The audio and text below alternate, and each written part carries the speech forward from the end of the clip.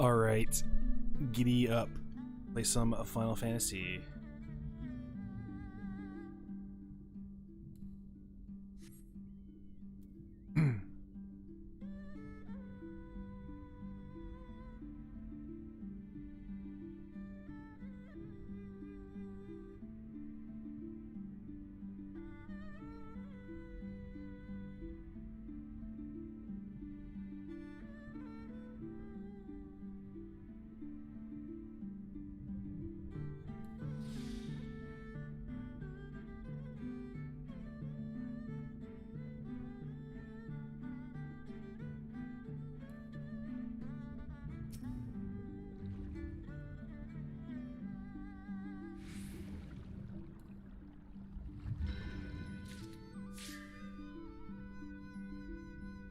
Ooh.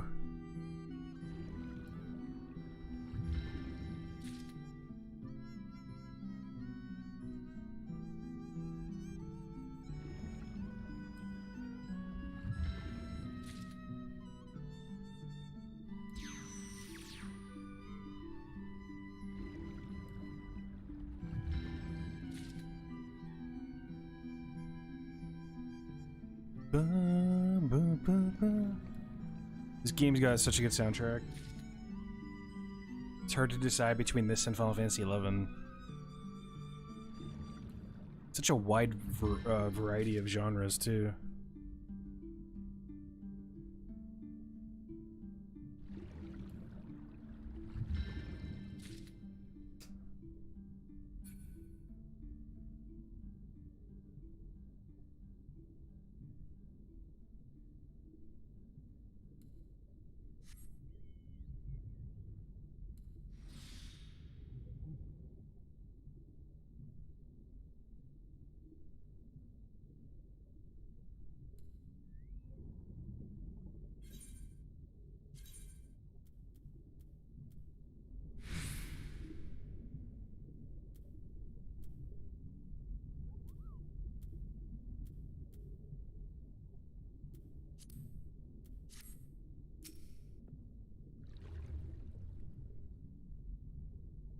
Or if I can catch that first one.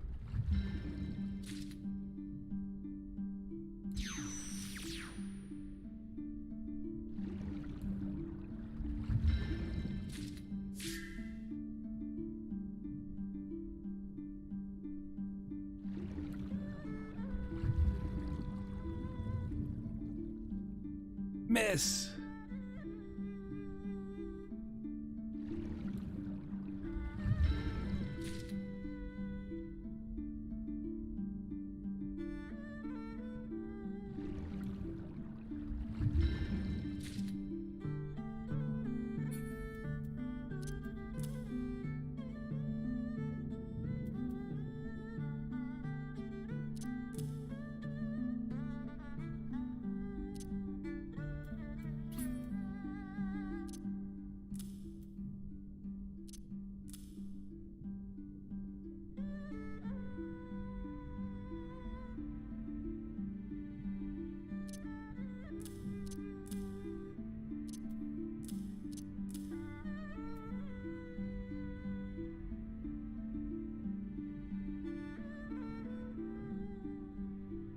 Survey the sea. Okay, we're gonna keep that there. What's this?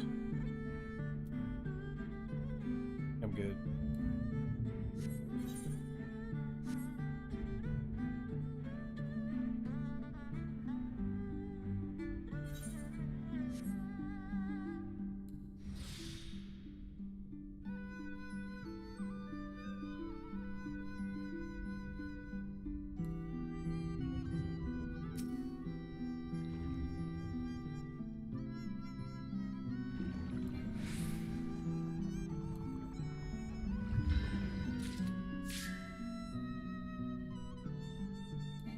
Gauntlet crab.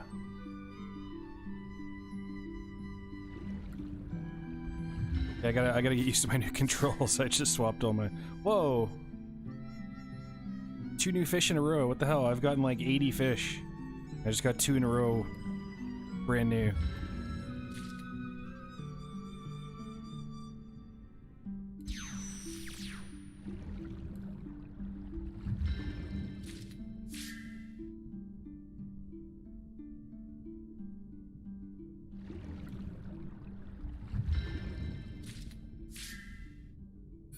Damn.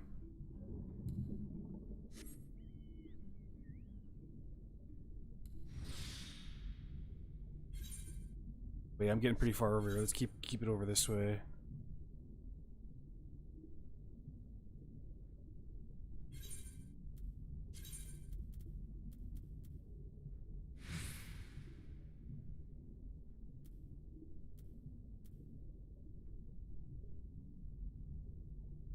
I swore there was a loop music option where it just keeps it looping.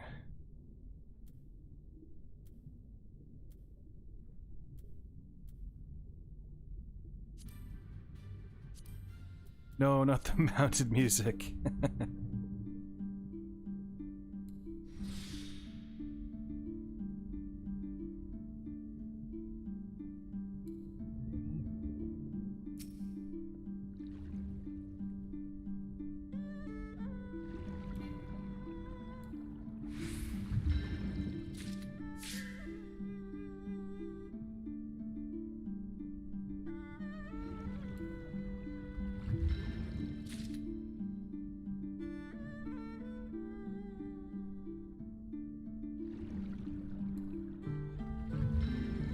I didn't even know this kind of fishing existed until like fucking 30 minutes ago. I was like, what the hell? There's spear fishing in this game? I had no idea. Wondering why there wasn't more things to do in the ocean. Apparently there is, and I just didn't know about it.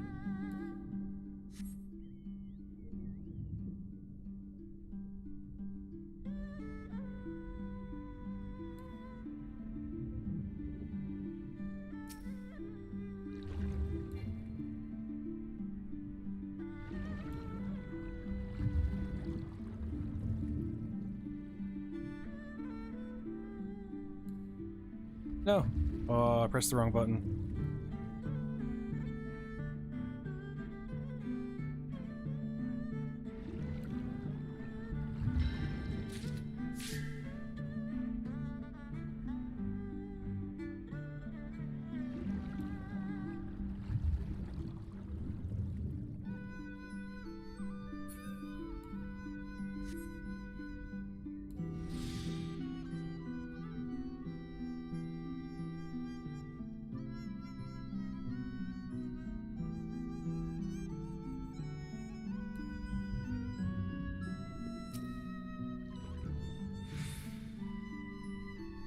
I'm very curious if I can hit that first bubble. I keep forgetting to try.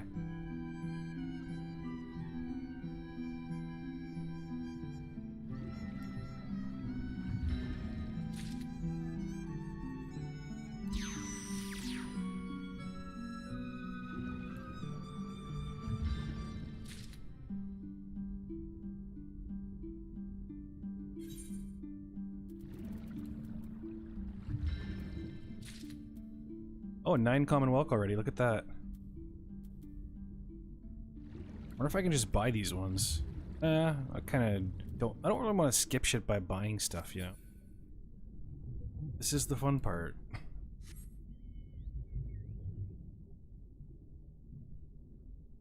Actually doing the fishing. What would be the point of being a fisherman if you just bought all your fish? I guess that would be more realistic in the real world, though, right?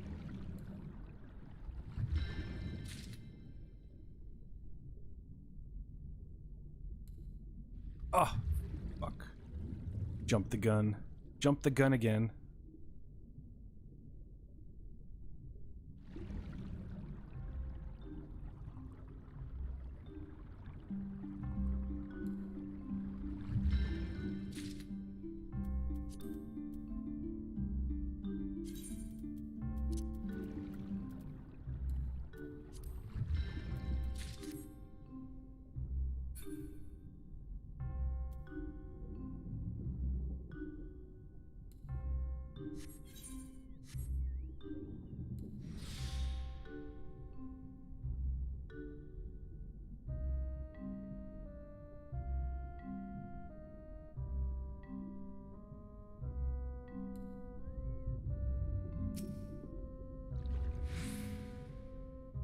I keep forgetting every single time to try and hit the first bubble.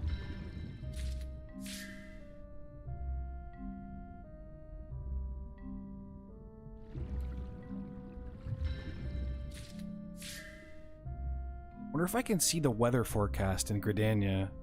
I need it to be raining in Gridania. I'm gonna go until I have 12 common whelks, and I'm gonna go turn them in.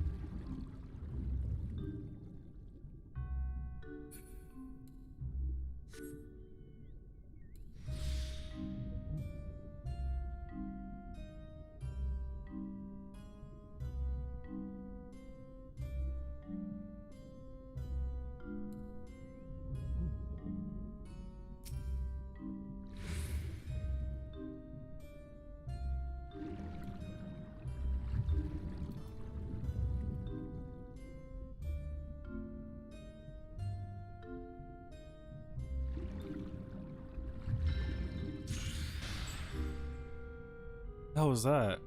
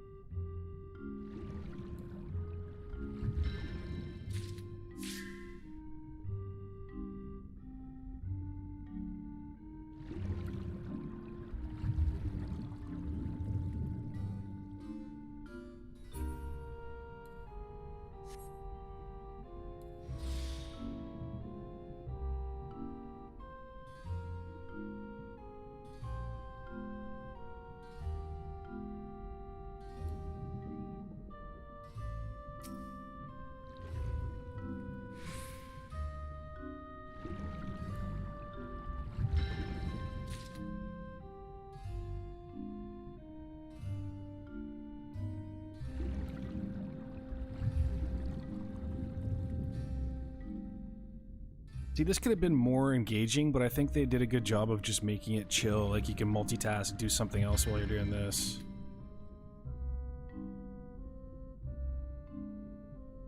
Like, the fun in the fishing in this is, like, finding the fish, going to the place where the fish is, make sure you have the proper bait, make sure you have the proper lures.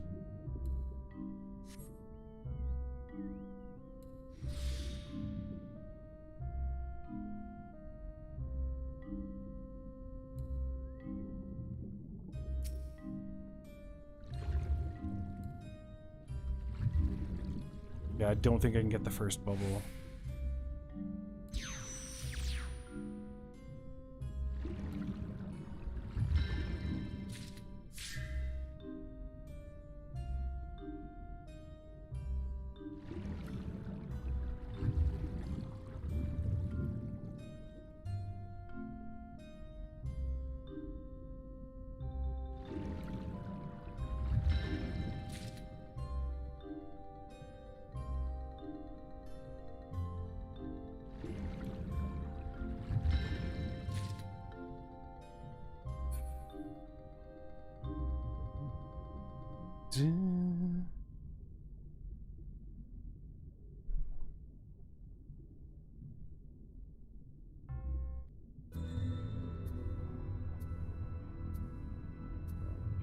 Oh shit, this song's 9 minutes long.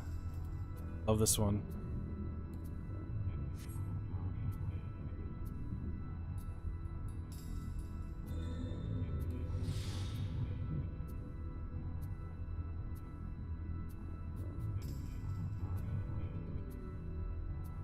How'd it go?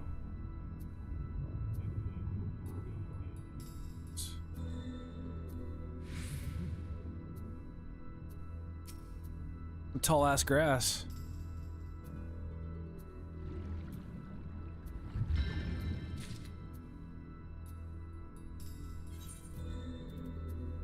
Oh shit, I got 14 now. Didn't even realize. So that means we're gonna go to 15. Wait, no. 16.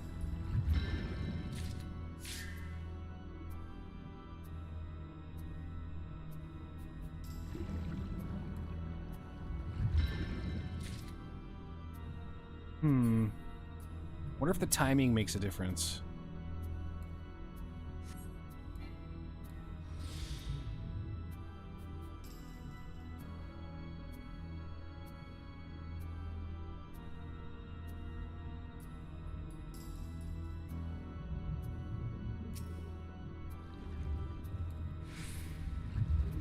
Shit.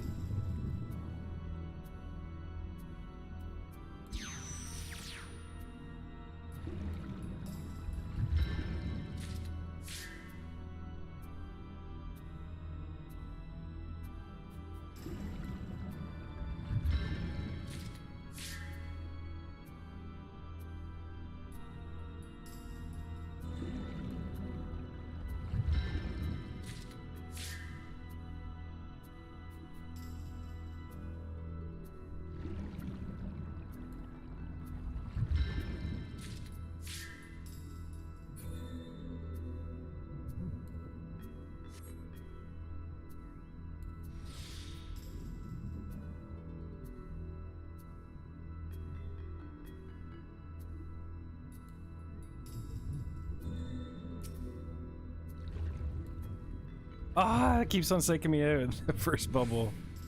Damn it.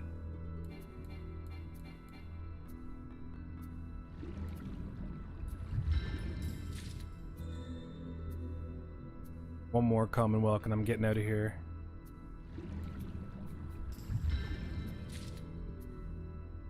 Come on, baby. Right here. Here it is.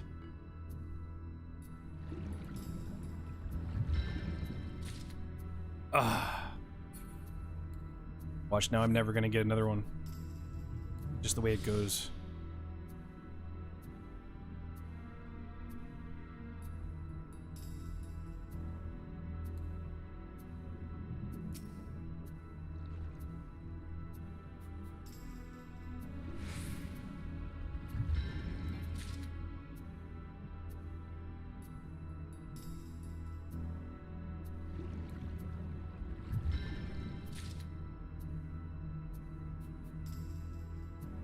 There it is.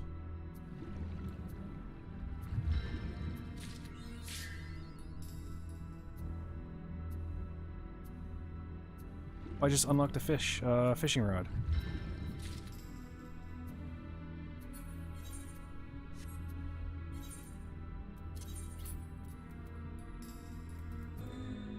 Look at all these fishing rods. How the hell did I get all these?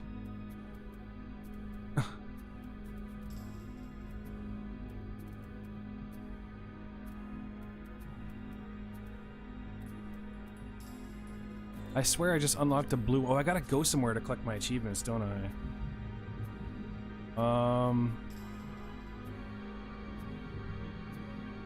Go to Kugain.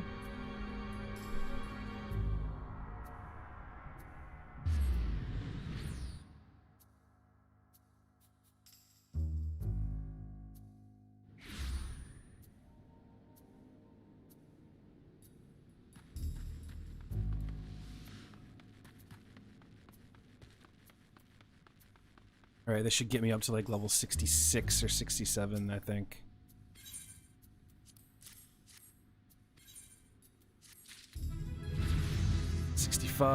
Swimming shadows. Extensive spearfishing is said to, on occasion, upset the balance of the ecosystem in a given area. In fact, it has been known to draw more rare and elusive varieties of fish, often found hiding in swimming shadows. Should you suspect such murky waters are close by, you can determine their exact location using Truth of Oceans.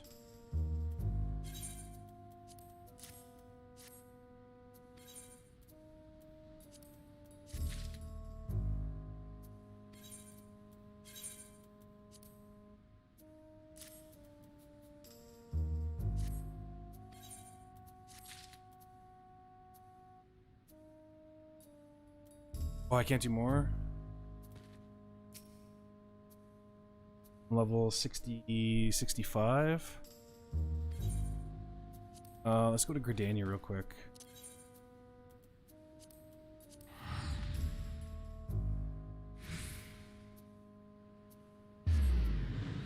Check out Gridania, see what the weather's like. I wonder how I can... I'll ask in my FC.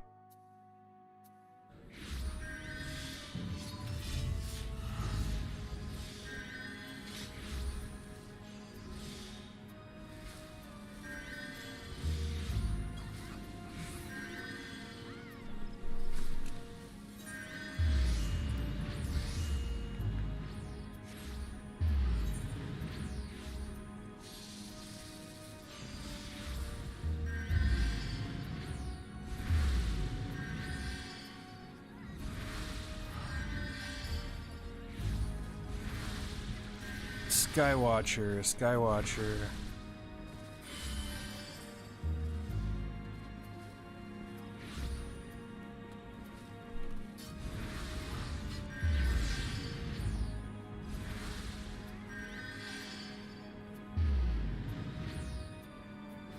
Gridania 1011.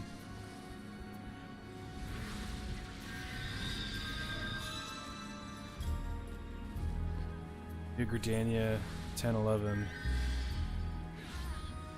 10.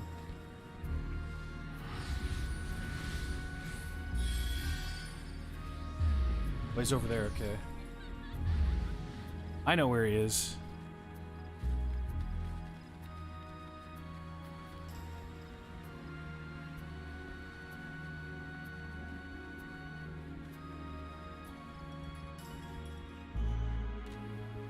O Skywatcher, wherefore art thou?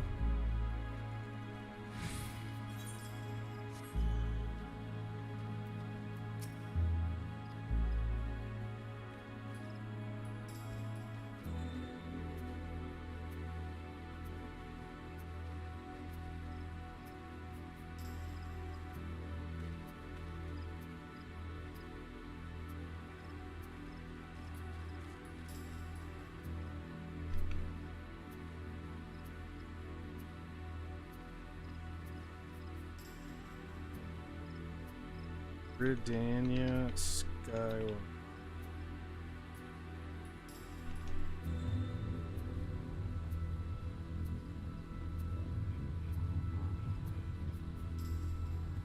New Gridania weather forecaster.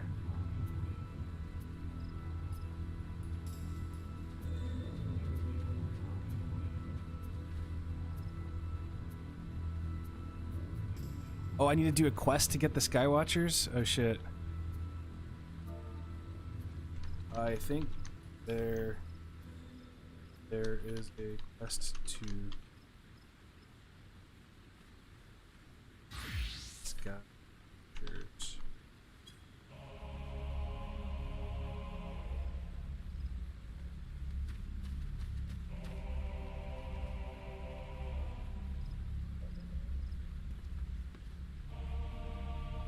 Maybe not.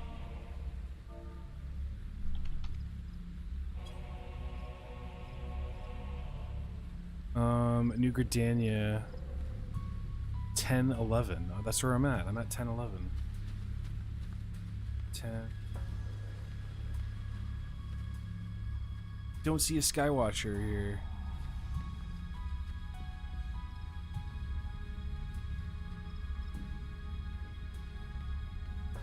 Oh, I see him. Shit. Okay, never mind.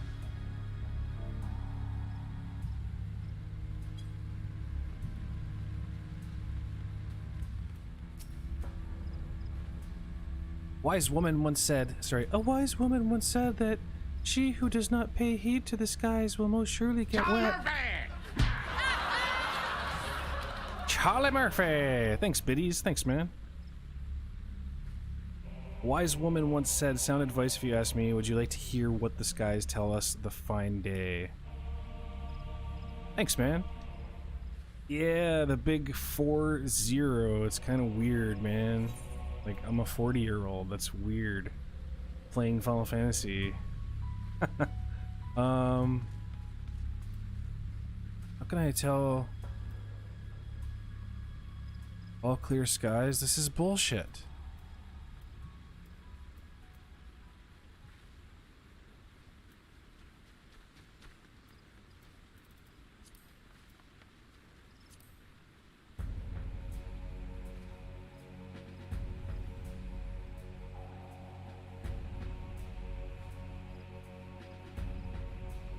I'm good on Apex, dude. I'm good on Apex. I need games where I can, like, continuously respawn over and over and not have to wait. I can't do the battle royales. I get too frustrated. Plus, I'm doing really good on fishing, and I want to level my fisher. Okay, so I can't do my fucking fishing quest. So...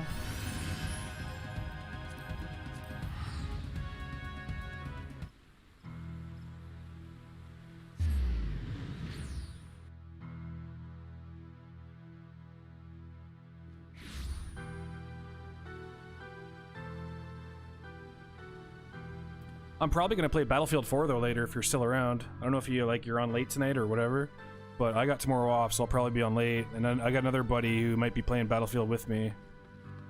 You know, Stereo. Stereo's been around. He's like another VR guy. Stereo Frequency.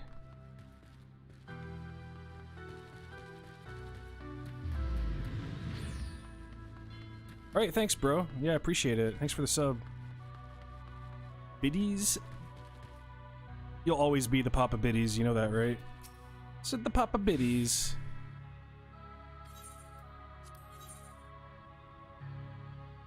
Curtains,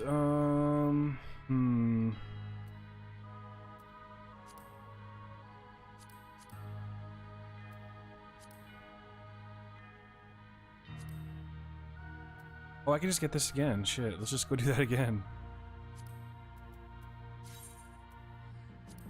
I wonder how long I should chase Commonwealths for. Let's see.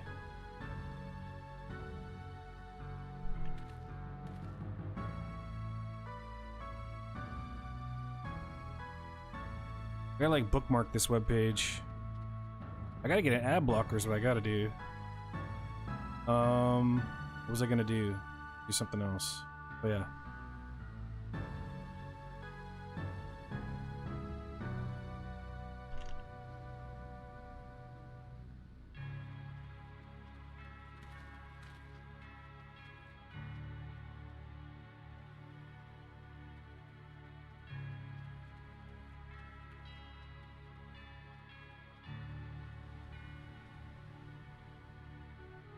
How's this?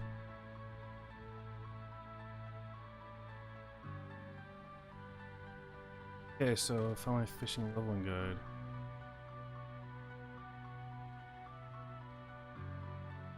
The hell's with this website?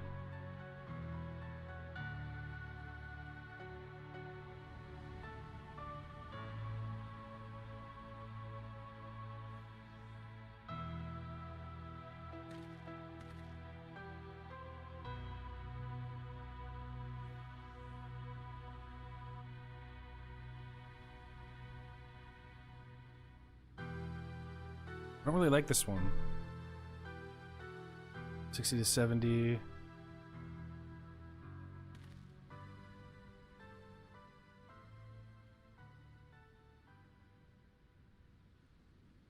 $64 to 66. At 64 you unlock Calm Waters, which grants another attempt at spearfishing and may be familiar with similar skills from botanist and mining. You're better off. Cool, yeah man, hit me up later if you want to do some Battlefield 4. I was playing it today again a little bit. God damn, that game's fun. You're better off recycling your method from previous tier, which is farming Commonwealths and using veteran trade and armored crayfish. A little unexciting, I know, but it's the fastest way going forward. This option for this tier is Anxia, the One River East. Use the bait Nightcrawler.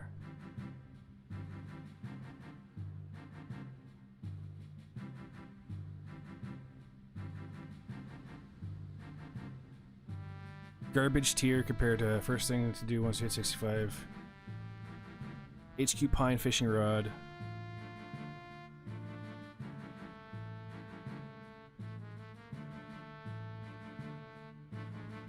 Pine Fishing Rod. Should I go buy one of those? Let's go buy one of those. Pine Fishing Rod.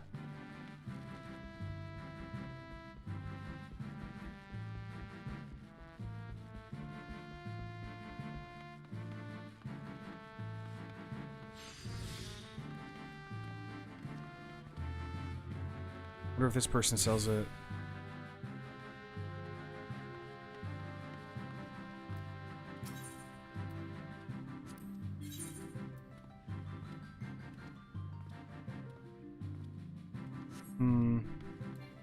See if we can get an HQ. See what the price is at least. Probably fucking expensive. It's probably like 200,000 or something crazy.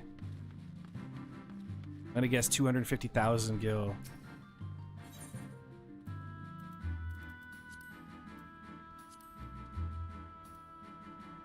$120,000. Fuck, that's expensive. Yeah, I'll just get the regular one. Wait, Pine Fishing Rod, 1,471. Wait a second. Wait a second. 1,461. 1,461. 1,461. Did we just figure out a little,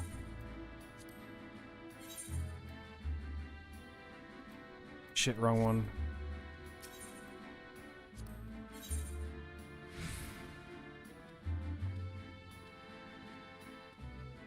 $31,000. No, no. 31,000. Definitely buying it on the auction house. Glad I didn't buy it from the NPC. Holy shit.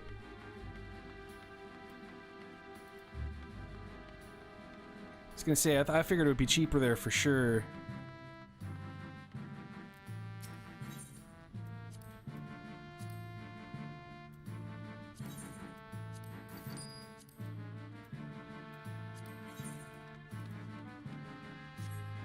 Where's the materia melder?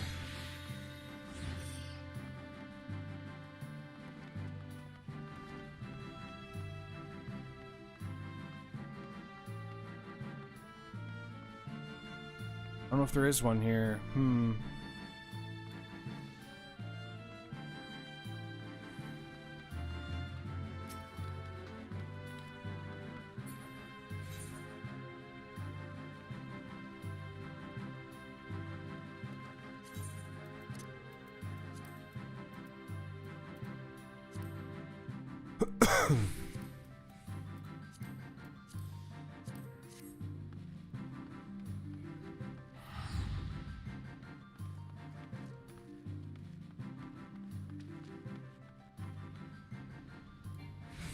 Right, so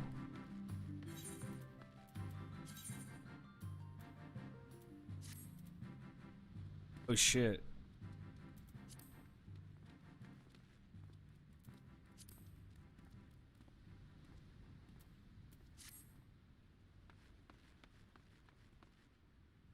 Those pants gotta go.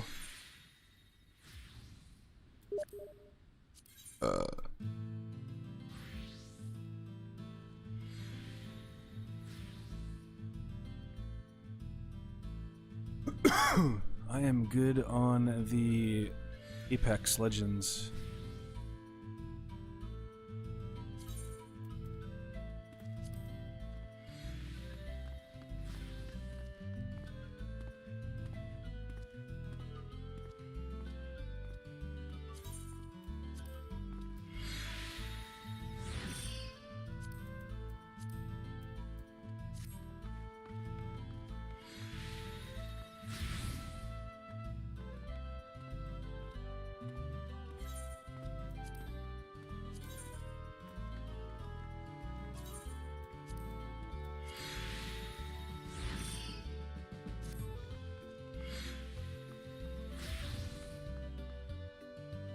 Alright, so we got the pine rod. Now we want to go back to Xanxia, or what else do I need still? Not doing those tonight. Done, done, done. Eh, I'm done my roulettes.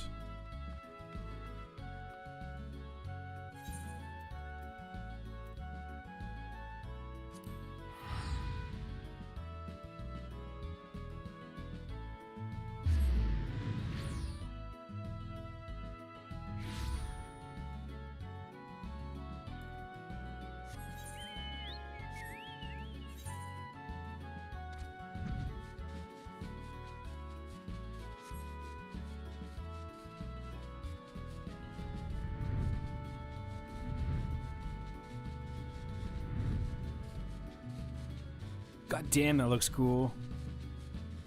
Always like this area.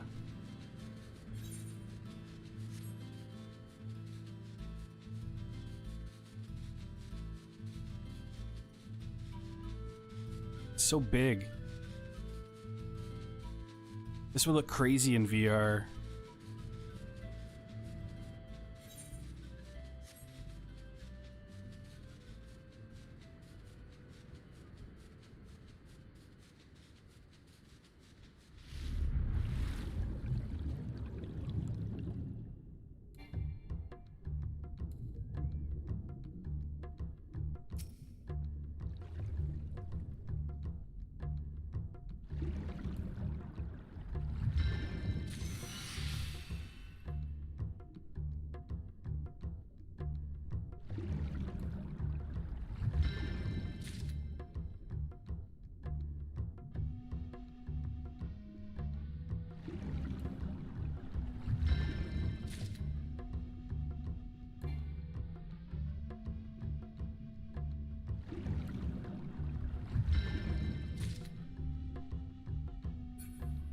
I got 4 common whelks already?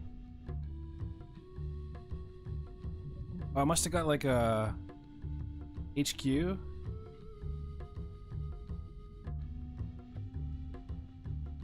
How do I have 4 already? Oh, I had 3. Okay, never mind. I had 3 left over. Never mind.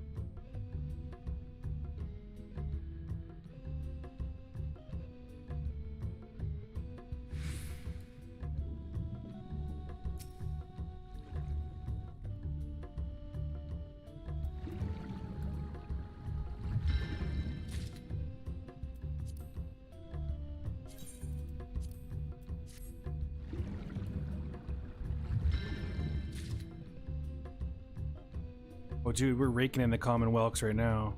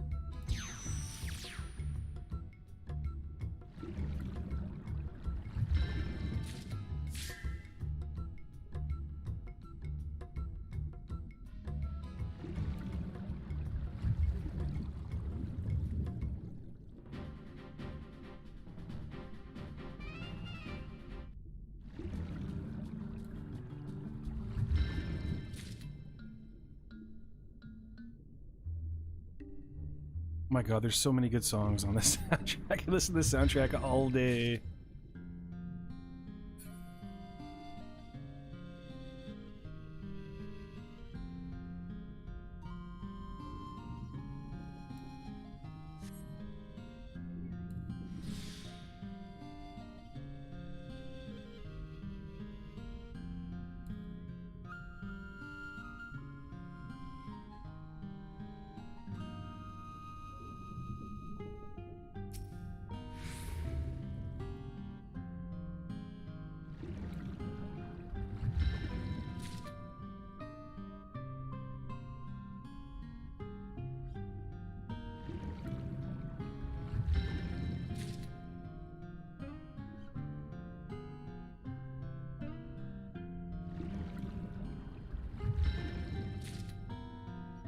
Wish there was a way for me to make it so like the pop-up UI shows up still, like the graphic that shows what fish I got, but only that, and then maybe like the direction of the next node. I really like the minimalist interface in this game, like just turning it off like this, like it really looks good.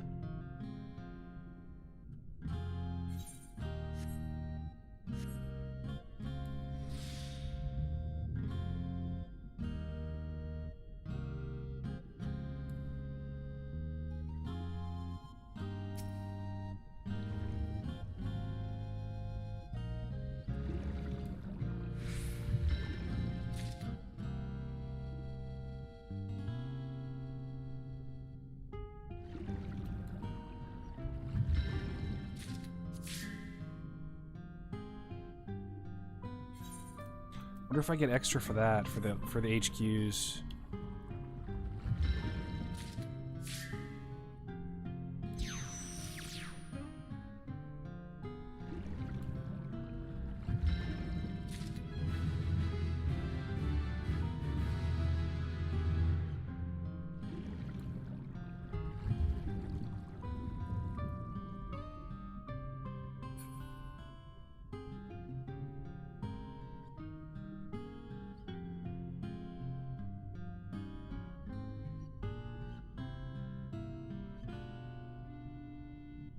To 66, 66 to 68.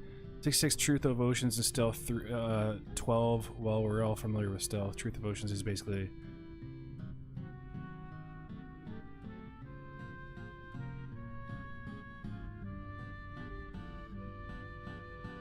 '68 class quest.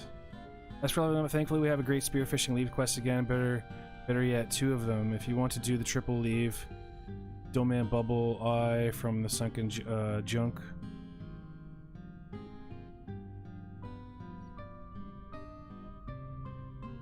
Value of the Heavens. You want a single leave.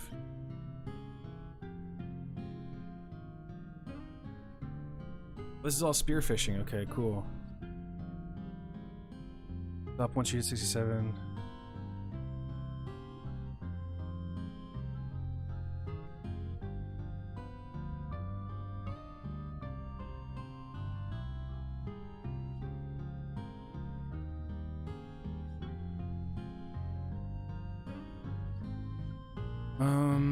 Stop on sheet 67 and pick up the 67 fishing rod. As always,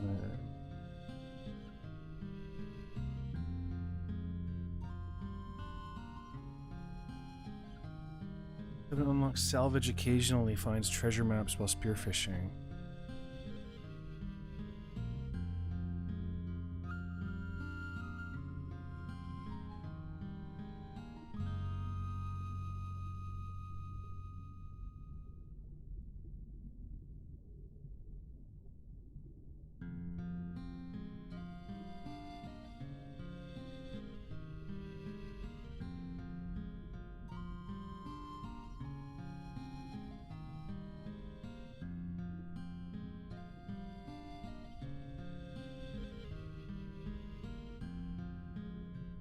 Be able to bond them fast enough anyways with cheap melding gathering.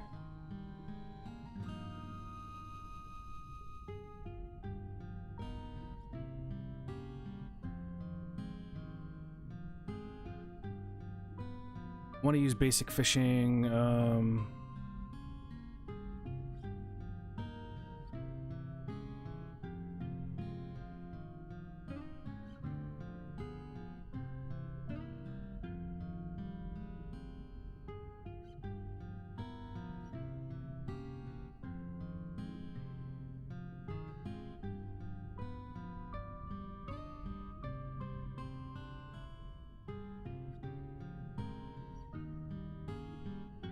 Veterans Trade. What does that do again?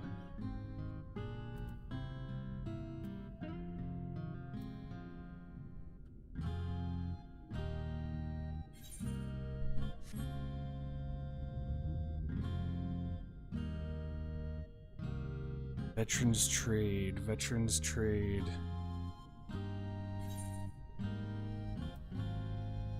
Prevent catching the same fish you just caught has no effect on some fish. Overwrites the effect of identical gig upon execution.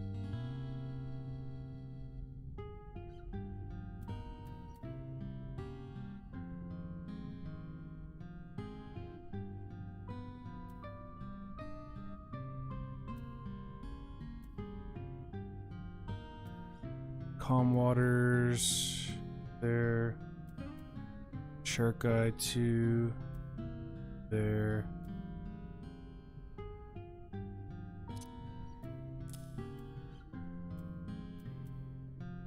Truth of Oceans. Further survey the sea to uncover the nearest swimming shadow with it.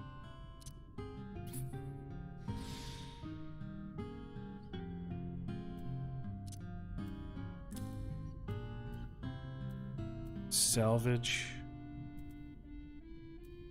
A Veterans Trade. Prevent catching the same fish you just caught. 200 GP cost. But this one maybe.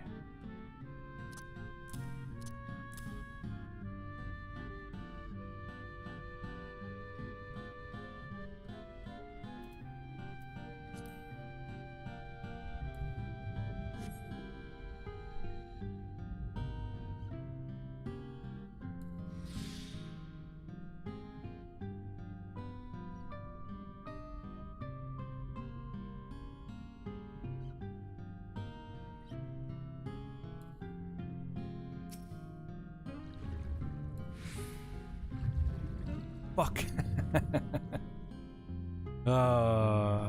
Can't believe this still psychs me out.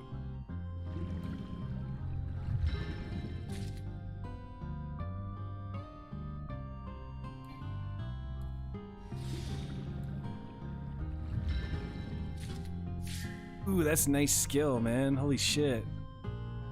So it can make like every other hit be a common whelk.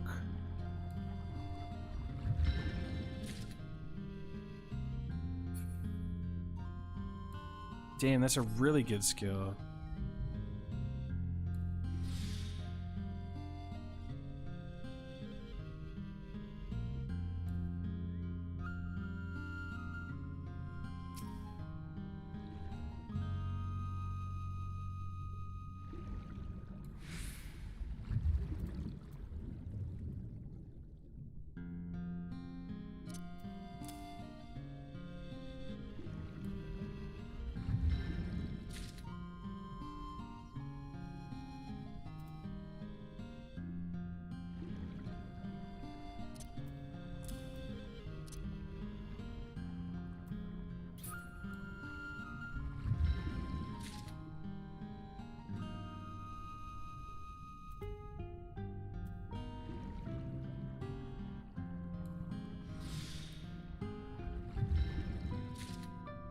Oh, I used it at the wrong time, shit.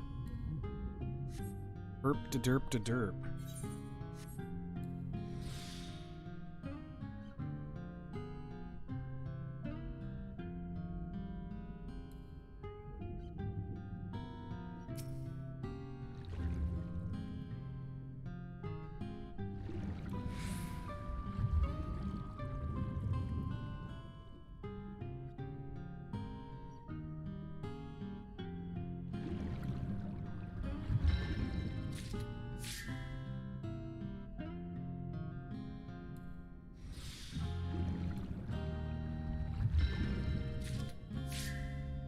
Damn, that skill's really good.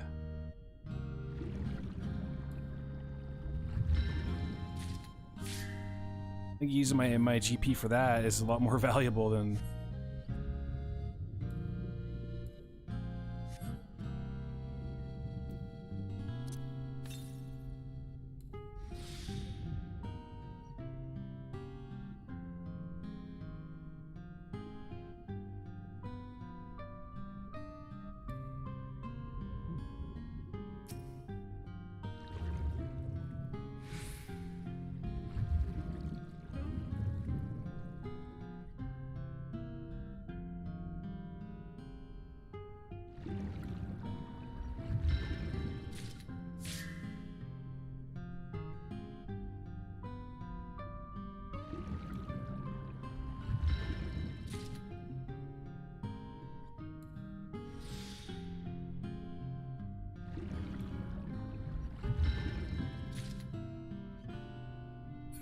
How many do I have now?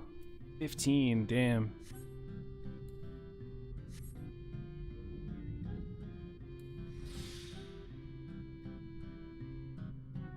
One more would be 4 quests.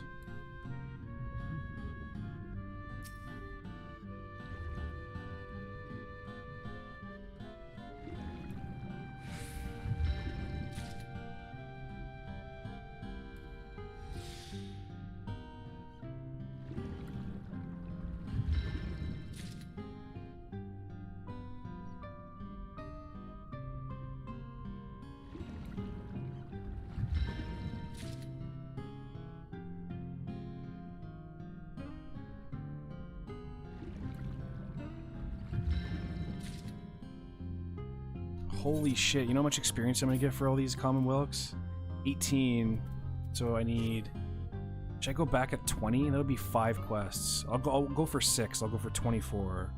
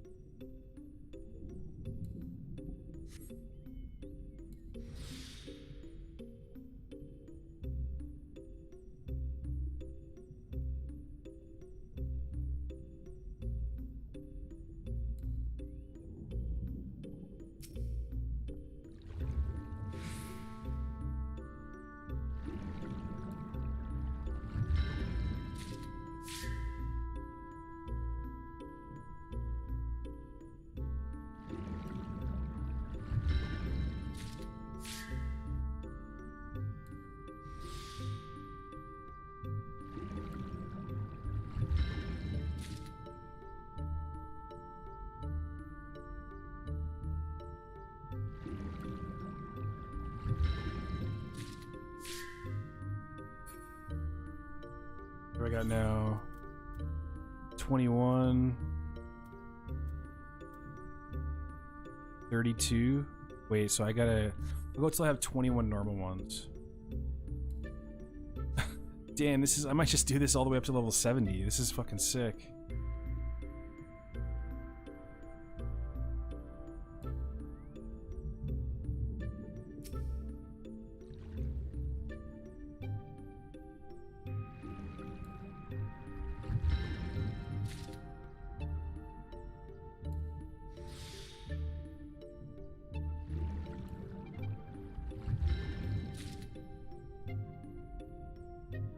Wait, what did it just say there?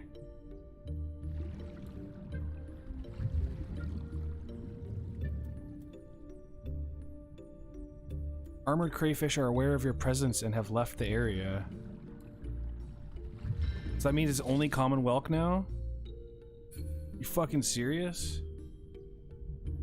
What? So what happens, like...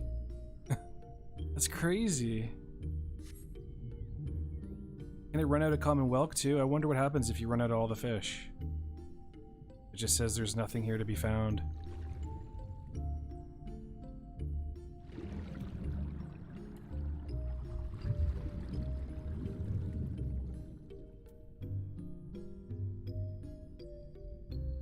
Or shit, I'm on Battlefield 4.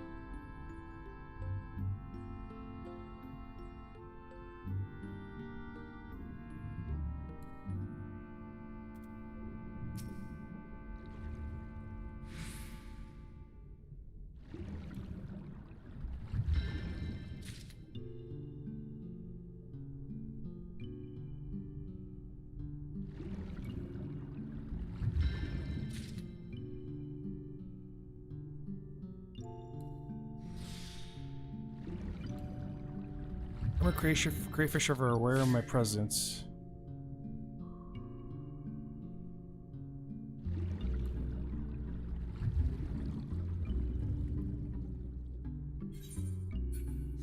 I'm gonna go back, turn in, see how far this gets me. I'm guessing it's gonna put me up to about 67, maybe 68, maybe 67 and a half, I'm guessing. Let's see.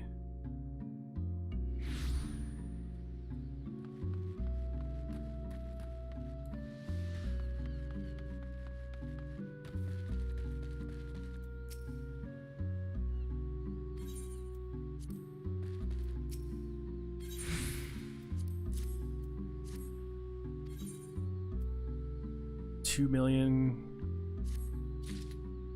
Okay, so there's one.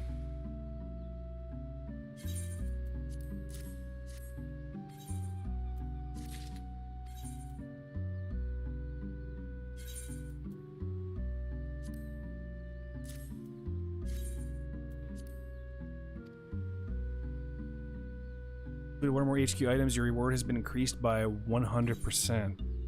Oh shit, double for the fucking HQ quest turn in. I got 2 of them too, maybe 3.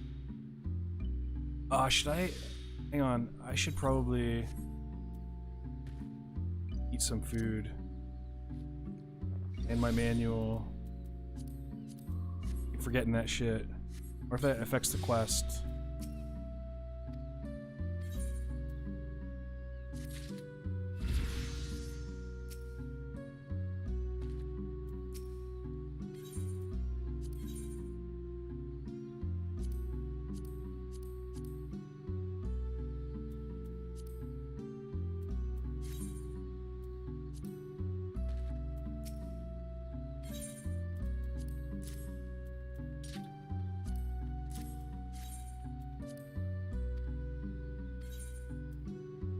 Damn, dude, that's a lot of experience. I still got 4 more quests to submit.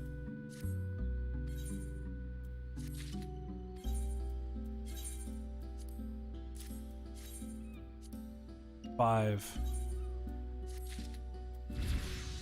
Damn. Salt fishing, what the hell's that?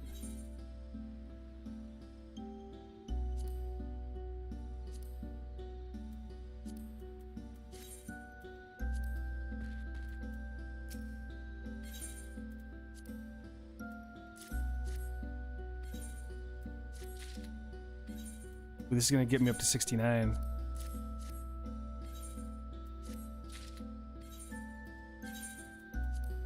Can I move this over here?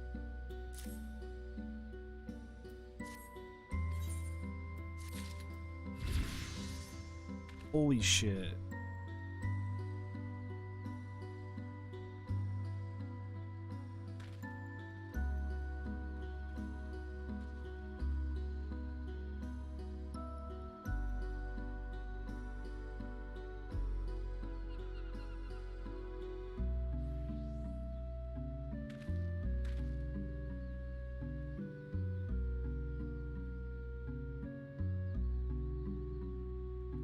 God, that quest is pretty terrible. Let's go on to leveling again. Finally, this is a tier where we get a truly valuable standard fishing method as well as a nice fallback spear fishing method. I want to use basic fishing.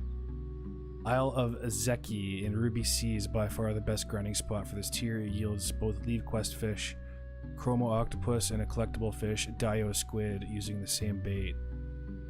Bream lure. Bream lure.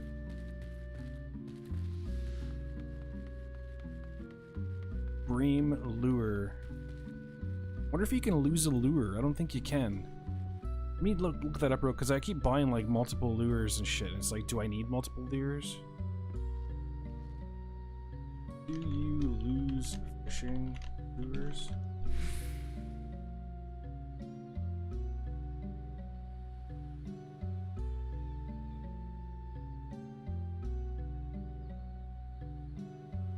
Take longer between catches than live bait.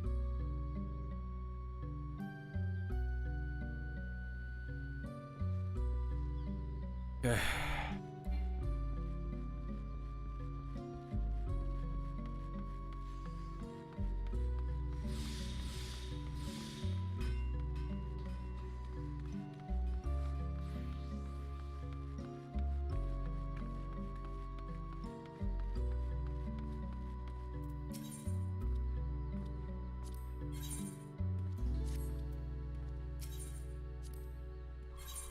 bream lure.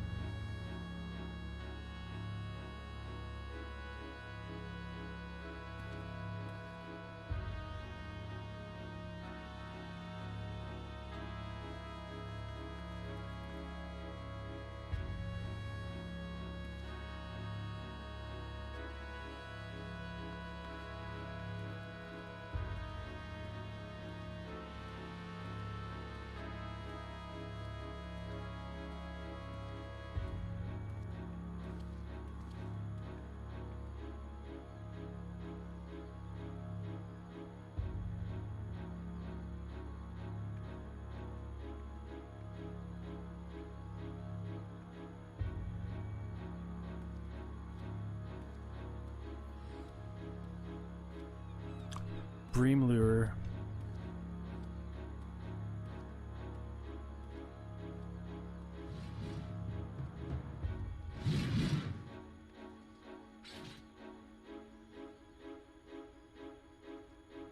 I love Zeki and the Ruby Sea. Bream lure. I gotta. Okay, where do I get a bream lure from?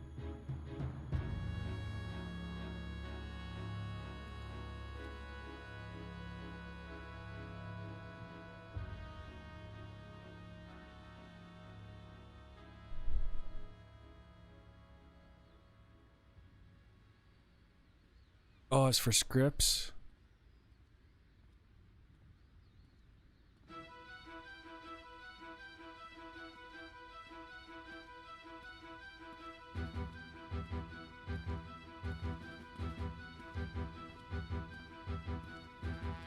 Kugain and Matsuba Square.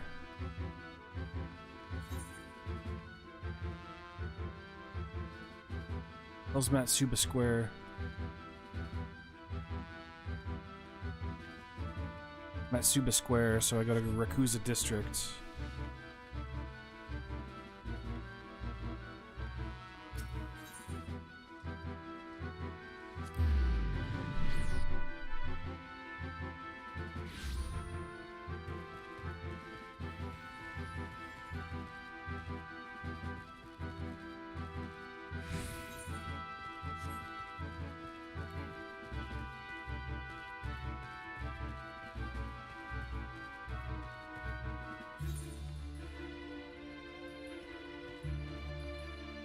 I don't see any NPCs up here.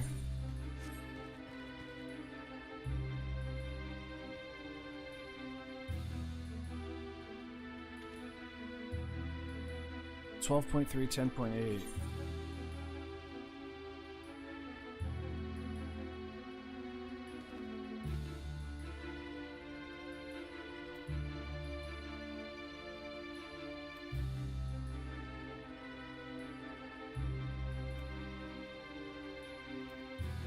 What the fuck?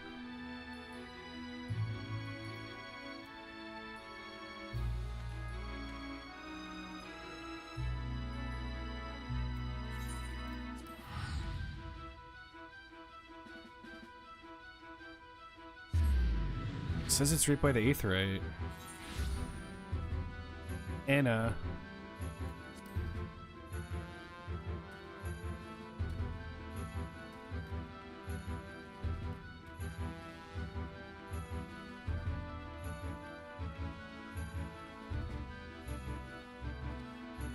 I don't see Anna anywhere.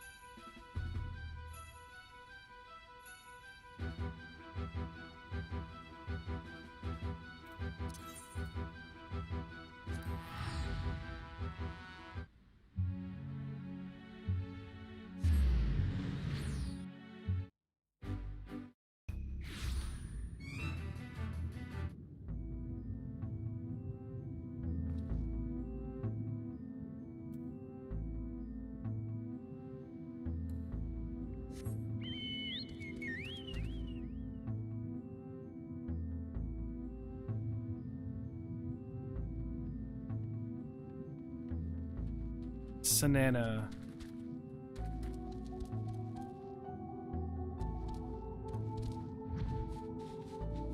Where's Sanana?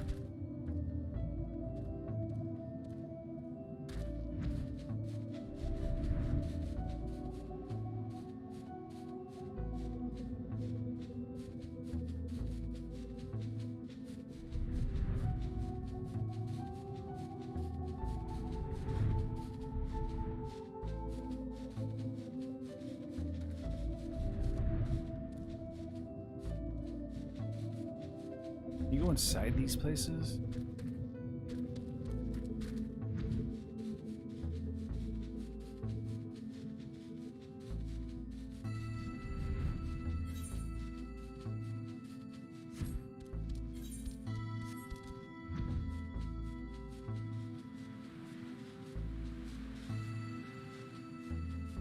I don't know if I've ever been in here.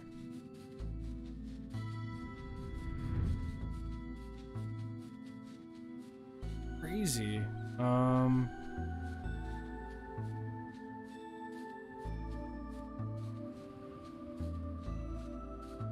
28.4, 15.4.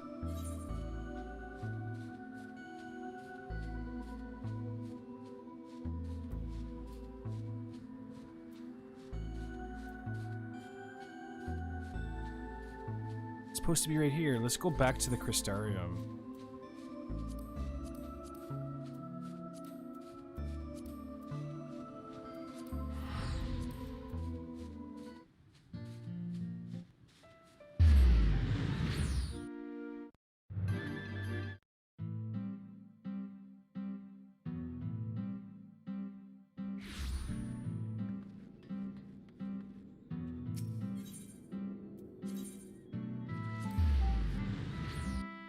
Pretty sure there's a vendor here.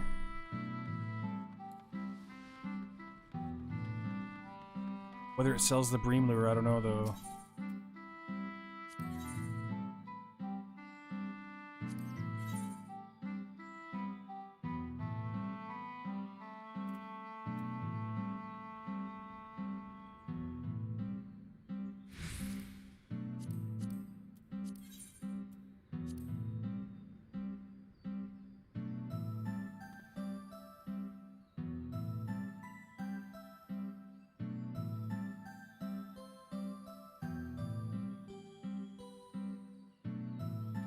Gudania.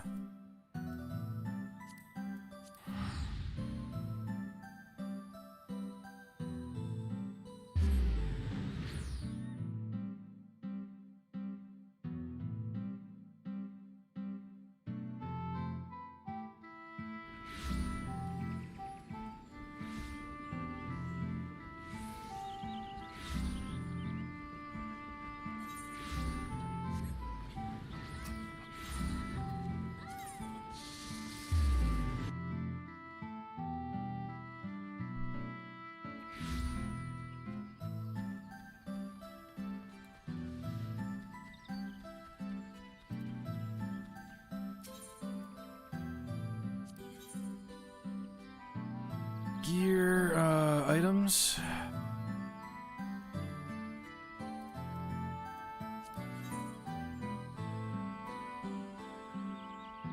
Yellow Gatherer's Crypt Exchange, here we go. Root Leech.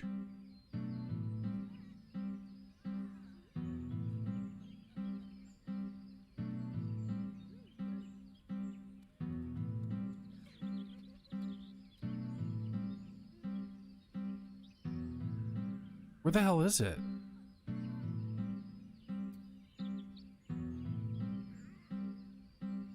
Bream lure, fishing tackle.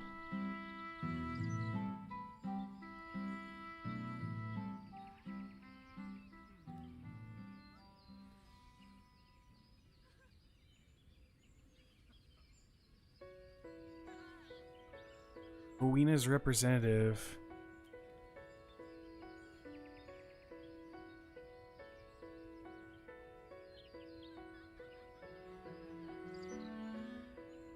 I don't understand. None of these NPCs are where they're supposed to be. Rogler's Reach. Try Rogger's Reach. Wait, maybe...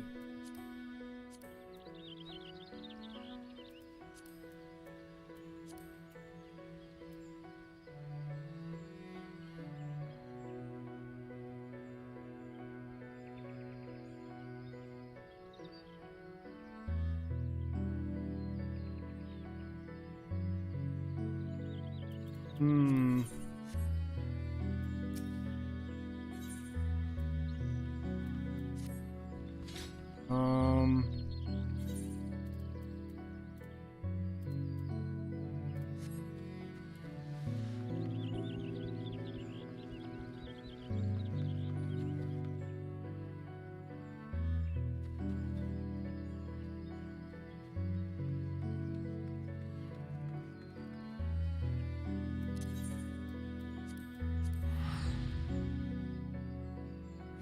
Chakra Falls 9.9, 12.6. 9.9, 12.6. 9.9, 12.6.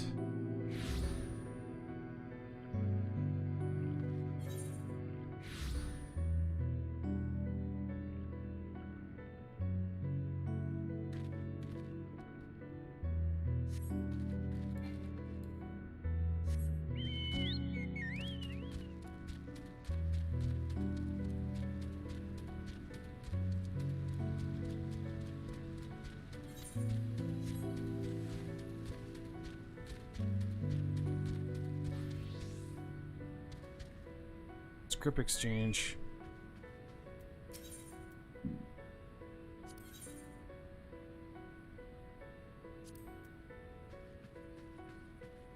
Splendor's vendor.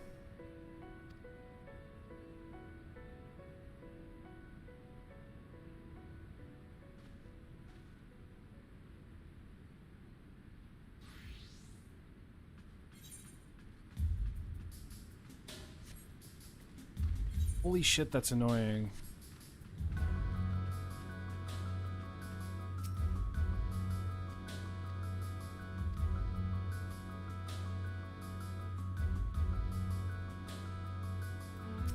How's this? None forgotten, none forsaken. I don't know what this unlocks.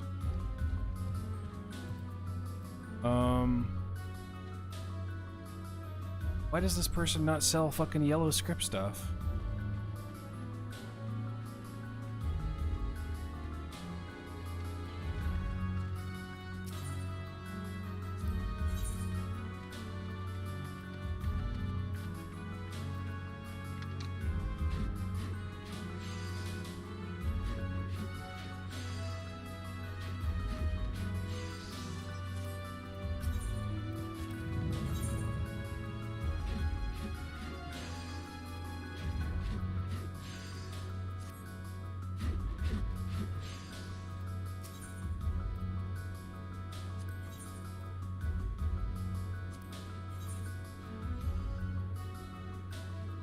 What the hell is this gear?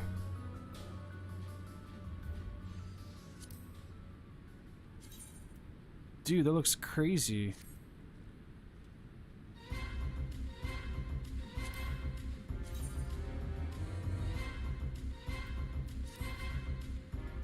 Rakshasa token.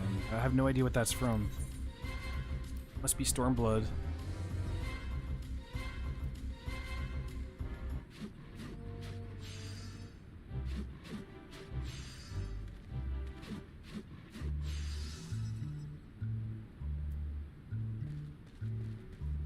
Yeah, I'm at a loss here to try and find these fucking green lures. Do what it says here. The Orza database. Okay, let's go to Ul'dah. We've been everywhere. I've got enough scripts to buy it, so gotta find the vendor.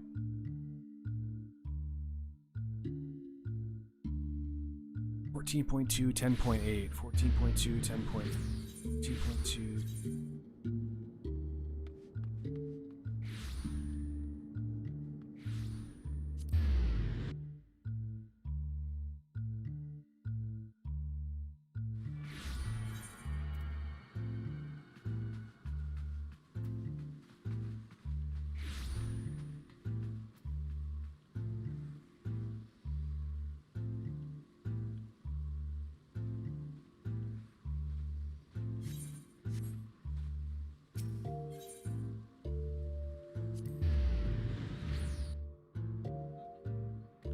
if I'm gonna be able to find this fucking lure. I can't believe this.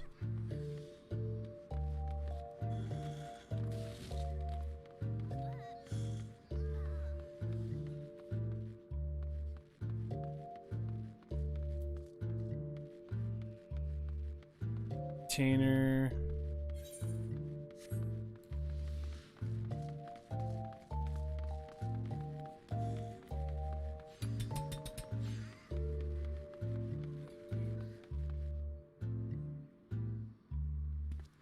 Grip exchange. Here we go. Pine fishing rod. Bream lure. Buy like 2 of them, 3 of them. I'll just buy 1. 2 just in case. Finally, holy shit. Okay, so now we can go Ruby Seed.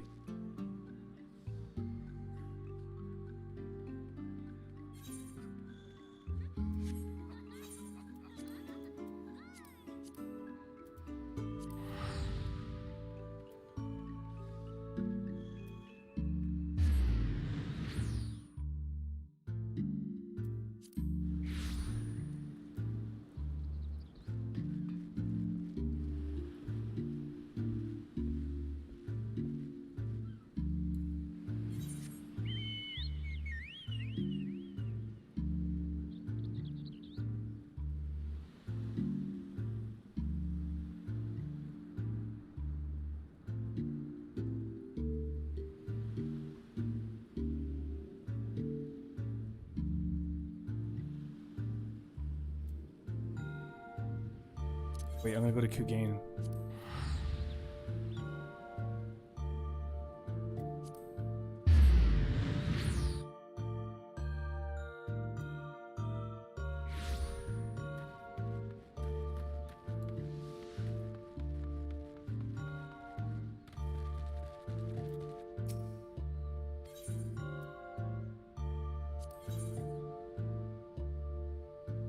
Roma octopus.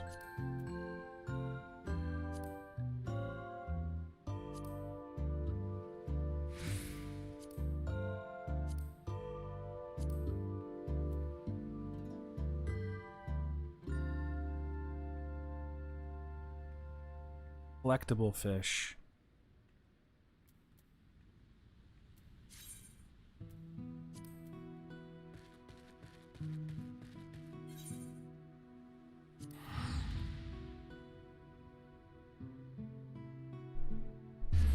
Dude, I want a standing desk. Like, just sitting down all the time fucking hurts my back sometimes. Like, I got a mic I can stand up and use my mic while I'm standing, but it's like my desk is so low. If I had a standing desk, it'd be dope as fuck. I would love the shit out of it. Love a standing desk. At least have the option to stand.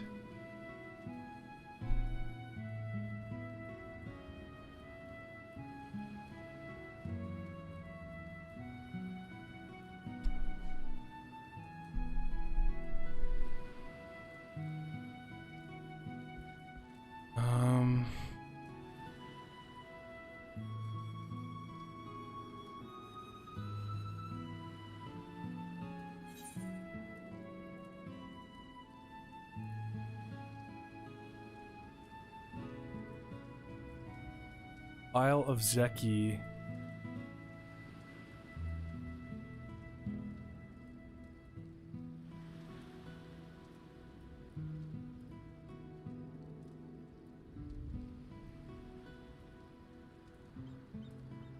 Oh, it's down here.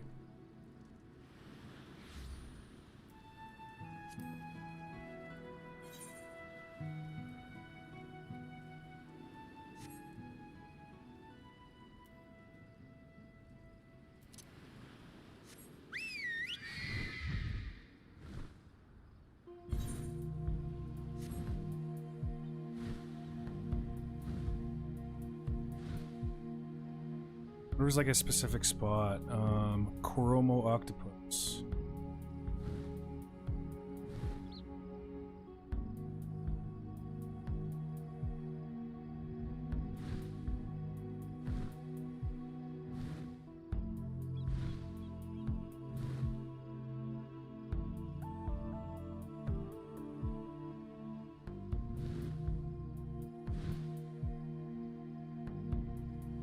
8.3, 26.6. 8.3, 26.6.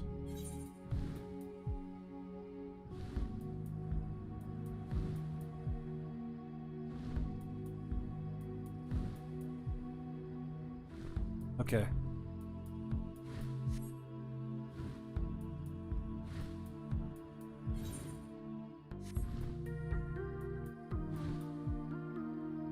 It's like this is the spot.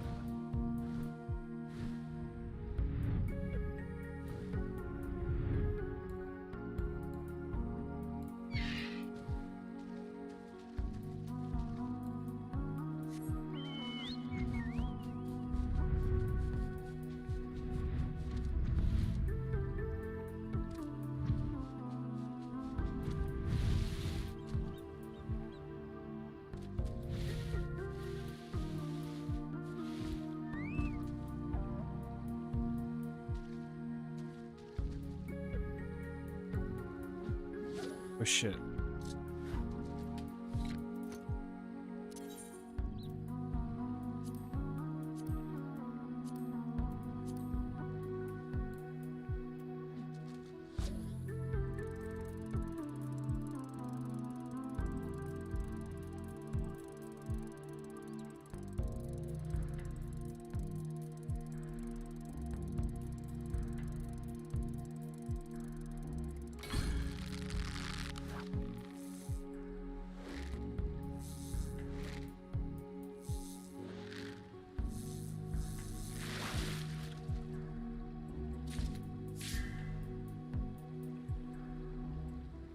Wait, I thought I was supposed to...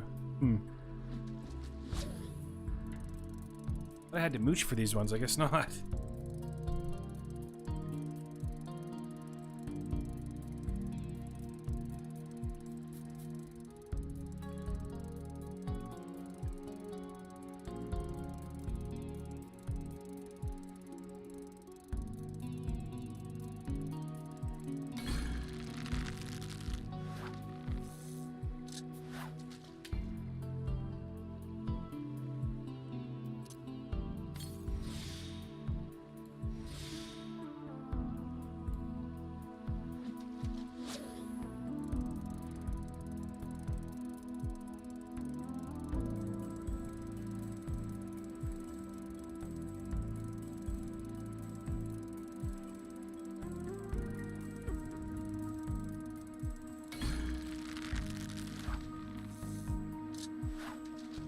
Damn. Not taking my lures, are they?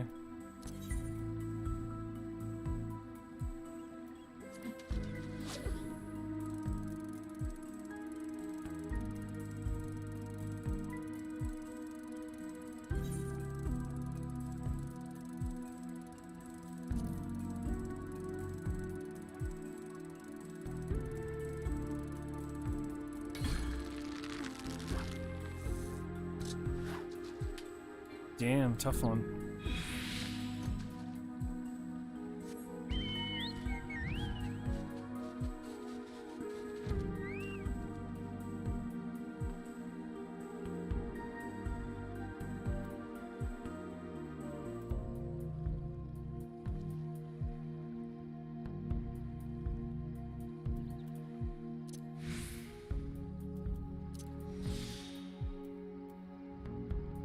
Open your 5 senses to surrounding environment, detecting fish in a given body of water without regard for their normal hours of activity.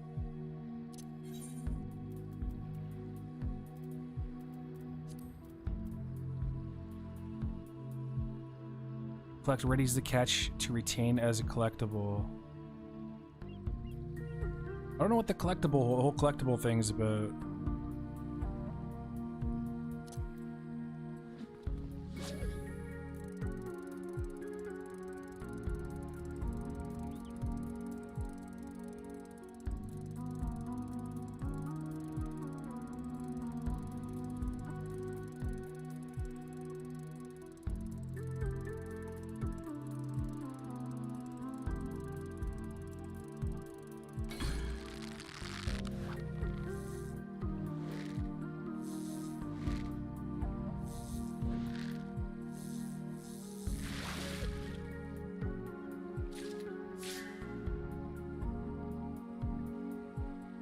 Collectible, hang on.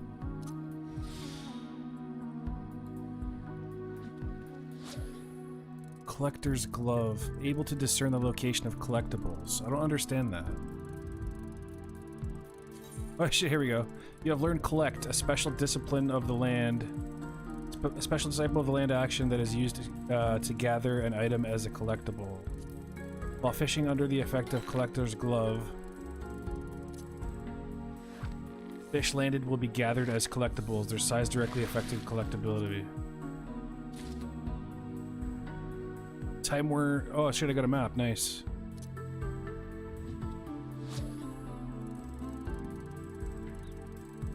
Looking at some of the fish prices I saw, just like kind of browsing on the auction house, I think fishing might be a pretty good way to make money, assuming the shit sells, which I might be skeptical about. Because it really doesn't take all that much to get fishing up. I find it started slowing down at about 65, really.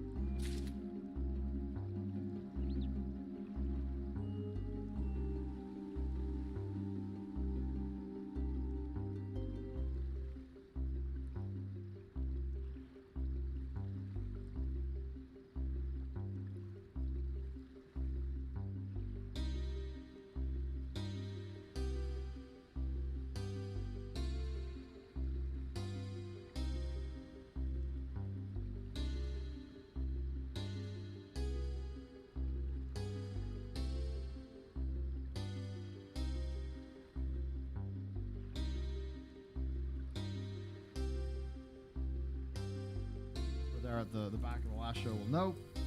May as well fill everybody in now. Right, I am getting a hair transplant tomorrow.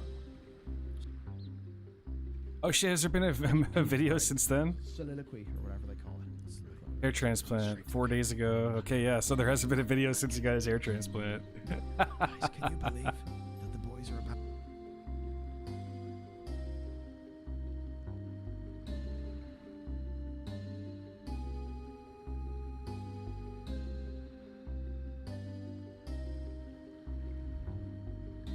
Big. Literally, take it from us. You don't know what you're talking about. It's okay. It's okay, but you don't know what you're talking about. I actually have. It's. I mean, I don't even know what I'll do. That I wrote it purely out of my own. Like, I just sat for a couple hours and just mashed my keyboard. But it's this sort of thing of like the misconceptions of FF, where there's a lot of people like, oh, it's a weeb game, or like, well, it's actually not. That's a long story for the minute, but it's not a weeb game because, you know, it doesn't follow any of the, like, it's not very anime, it's not very, there's a couple parts where it kind of is, in like side content, humor, stuff like that. It has like Mikote, but they're not particularly, They're not that weeby. they're not that weeby. Like the Aura kind of not really. The Lalafels are a little weeby, but then not really too bad. And then you've got like, I'm trying to think. It is traditionally Final Fantasy, because the original Final Fantasies weren't weeb at all, and their language kind of divorced from the rest of like Japanese culture stuff. Big, yeah. Where you've got weeb, like, you know, if you're playing Scarlet Nexus, if you're playing Astral Chain, some of the trope stuff about like characters in like Tales games, etc., and kind of RPGs, you'll feel a lot of those. Like a weeb game is Hyperdimension Neptunia. That's a fucking weeb game. That's a game where you cannot enjoy that unless you're so deep in weebery you forget who you are. Yeah. Honestly, like, sorry, it'll do. So I think that shows where I am. But it's not a weeb game. It's like, it's kind of what I wanted. Nice. Eventually talk about it, but like with Berserk's influence on stuff, especially FF. It's like, yeah, it's all that Western fantasy, but the Japanese really loved it in the 80s, and they took a little bit of a spin on it. Yeah. But it's so different from your general anime. Like FF14 never feels like a shonen anime, which is where people will call weeb. People will call it weeb whenever it's like, you know, oh, I mean, there's maybe a couple moments that would like evoke some of the same feelings, but it's never a weeb game. Like it's not a weeb game. If you're saying It's that, not. It's just like a fundamentally good MMO. You're using the fact A lot of that people there's just like to people- think it is just They because don't- it's fucking like, Japanese. The people who would say that wouldn't know the difference between like weeaboo and otaku.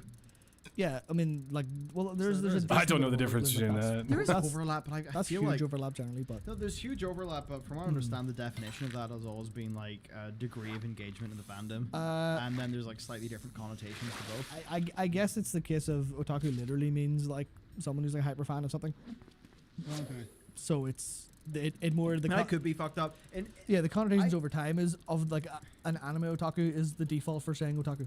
Like you say otaku and someone goes, oh, someone who's like, I can't believe I'm about to describe my fucking self, but someone who's like, oh yeah, there's a lot of like they're listening to Love Live songs on the walk, fucking they're sitting on the train, they're listening to idol stuff. They'll go buy a load of merch.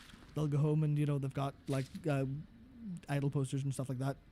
All that stuff is like kind of synonymous, but it's more the fact that I feel like people just look and go, oh, it's like I wouldn't call it racist because it's not, because it's just about cultural stuff, which I don't think kind of fits that bill really too well.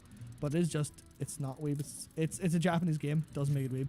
Learn your if you want to communicate, learn the definitions of the words you're saying, learn how they're used, learn how they feel, and then actually use them. Because otherwise, your criticism is lazy and means nothing.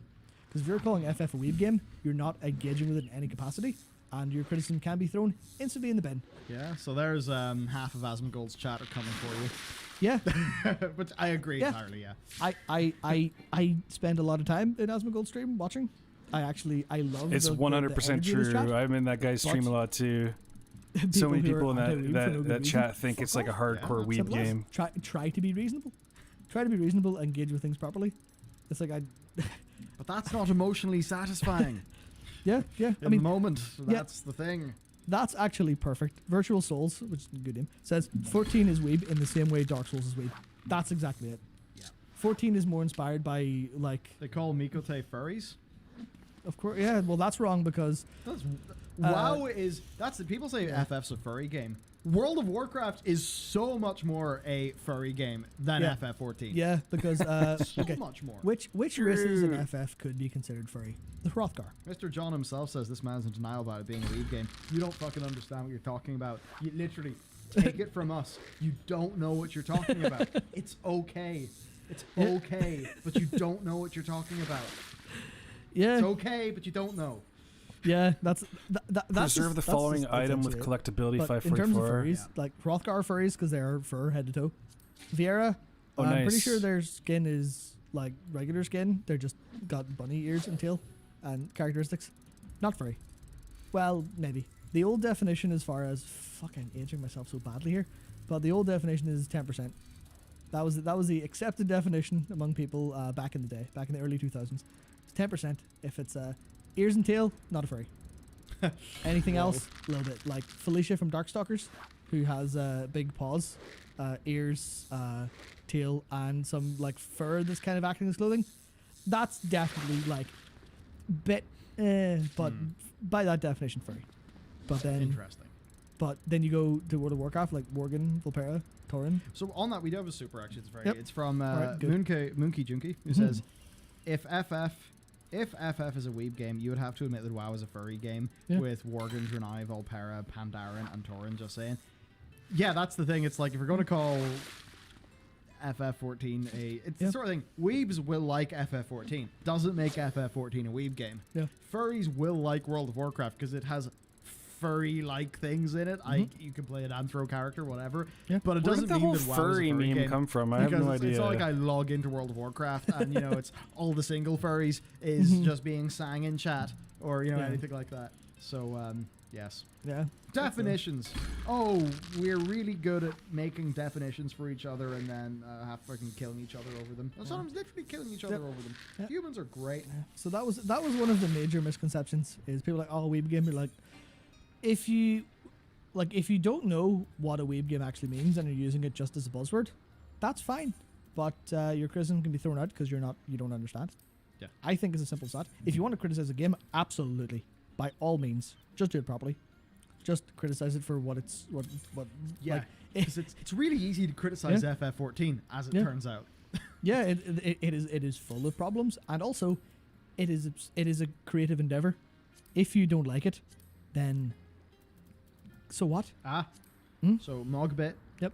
Supers us saying, so then by the 10% definition, the aura are scalies. By that definition, yes. There we go. Yes. There we go. Absolutely. We've worked it out. I imagine the goalposts have probably moved a little bit in general, so I think most people, I think a lot of people would say no, but by the old definition that I grew up on, weirdly enough, they definitely are.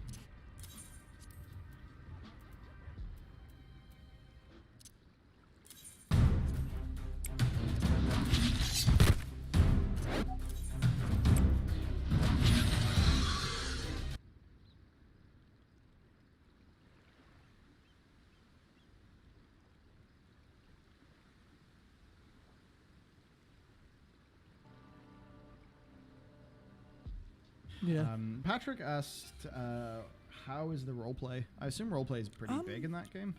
At least I see a lot of people hanging out and playing music. So I don't actually know how huge it is, generally, or how it compares to anything else. But I do know it is definitely a very huge community. Gotcha. And there's so many like official events, which is like you'll be walking around like at city, and you'll see people advertising events.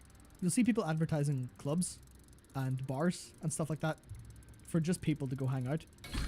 And there's actually something fun. Tom in our FC is might actually check out some of these doorman RP events. Whoa. for a club in game. He spends a couple hours, like a week, That's doing so that. goofy. It's so Yeah. wacky. And like he'll ask people to leave and put them in and stuff. But it's a virtual world, so Yeah. things like that working in it are cool. Yeah. Yeah. What's he paid in? It's great. I'm not sure if he is paid.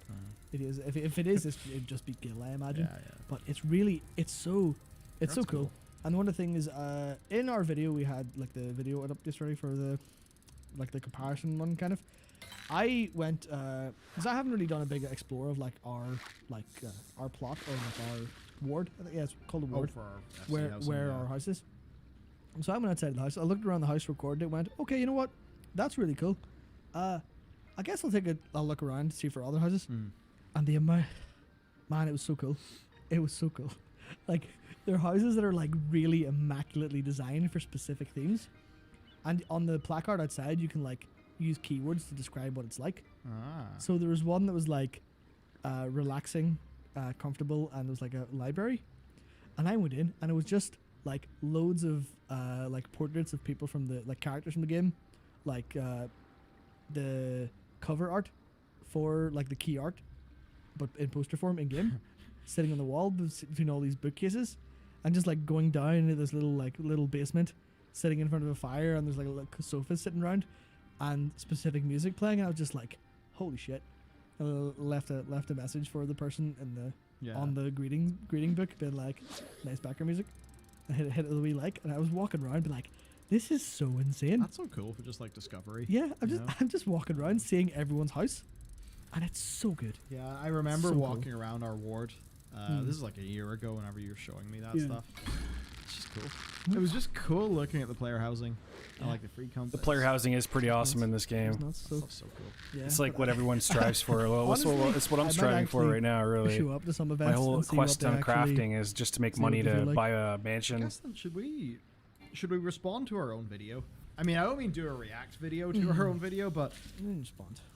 should we just like I don't know? Is there anything to talk around just what happened with the video we published on yeah. you know Blizzard and their competition and FF and all that? Yeah. So, I guess it's hard to think because I could kind of explain why it happened. Yeah. And a lot of it is just because, like I said, it's like that video was entirely out of the desire to speak the truth and form a direct comparison on the apples to apples side of literally, like, it came across, I saw a lot of people in Asmon's chat and someone comments being like, is this sponsored? It's like, no, it's literally like, the point is that's almost the point I wanted to get across. Where it's like, no, it's not sponsored. This is the truth. And to be fair, I am in a very strong honeymoon period of the game where I actually think about it all the time. I love it to pieces. Whereas the difference is you're going to get done, and then you're going to stop until the next thing, and there's going to be no period where resentment is breeded. Yeah. No, also, see, this is what Bellular doesn't get yet. Is there is no stopping. Like, I can go do minimum item like, level. He keeps thinking it's like WoW, where the only gameplay in the game is that end game. When it's like there's that, not like that at all. It was that thing of I just wanted to compare what World of Warcraft could be if they actually did what they needed to do. If they did what players wanted from them. And it's just looking at FF, it's purely like, it is like looking over the fence and going, what in the hell? How have you got all that stuff? Totally. Like, when you look around, you're like, the grass is all barren, there's loads of shit all over your lawn, you're like, what the fuck? Why am I not over there? And that's what it feels like. So I wanted to really get that across. I want to get that across in a way that felt like really real, which is why it had like the somber tone. Yeah, like, it was beautifully read at times, especially that bit at the end. Like, but that bit at the end is like, I'd ran out. It was like, so it was like the teleprompter. So like the way it works, in our org, someone will lead a script. Could be me, could be Matt, could be Jared, could be Adam, could be anyone. Dakor, if it's news, etc. And then what happens? That script goes, and then it goes into like the review, which is basically usually it's either me or Matt. But if Matt wrote the video, it'll be me who does it. You sort of go through it, and so with this one, it's like, it's going through the tele. Okay, we've ran out. And I was like, the script had ran out in the teleprompter, and I was like, well, I'm not done yet. So like that bit at the end where, I just got a bit depressed. a big wave of just like. That game is winning in its own terms. WoW is struggling to win in its own terms, and that's the point. It's almost less of a, oh yes, but World of Warcraft has got more raid bosses per expansion than that game. It's like, nah, it's not that. It's not that. It's about like the games on their own terms for their own audiences. How well are they, like, how good a job are they doing at like catering for the player experience that each of their players wants? Yeah, that's one thing I probably could have went a little bit more in depth with is. First of all is all the negatives about FF because it has loads of problems. It does generally lack endgame content for current players. They have they suffer from the you're done now, go take a break more than they would like because there's no system like M+ to kind of drive up, metric stuff. It is just here's our content. That's what we've got for you. If you don't like it, please come back later. We'll have more. But it's more the differences are obscene. And I actually have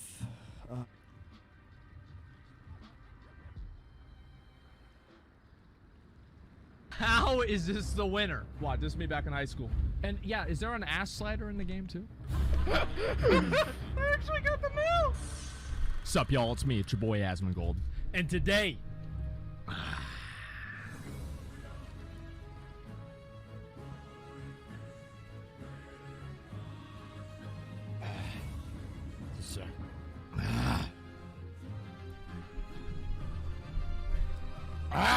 Please stop. Guys, stop.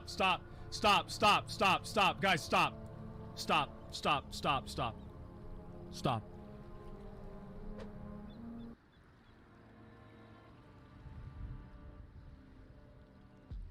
Yeah.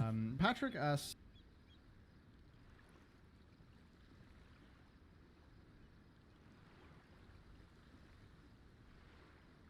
Shark Mount Guide. Let's see this.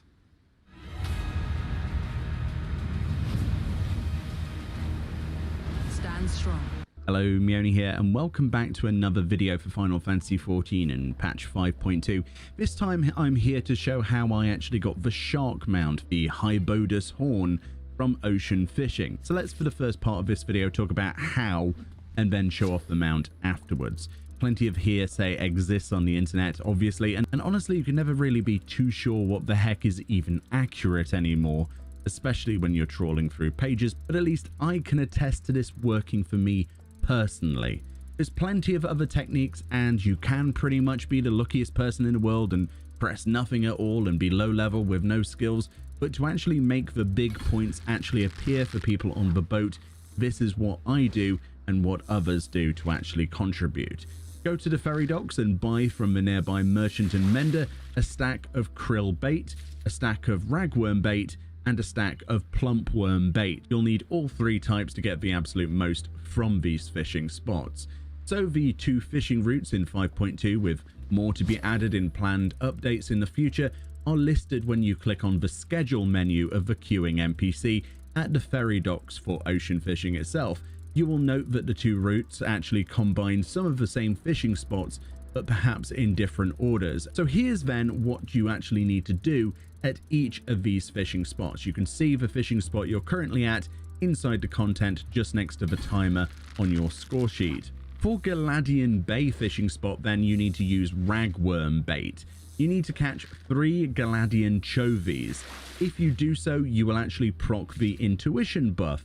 At this point, this buff lasts for 60 seconds, and you need to switch to krill bait and start fishing again.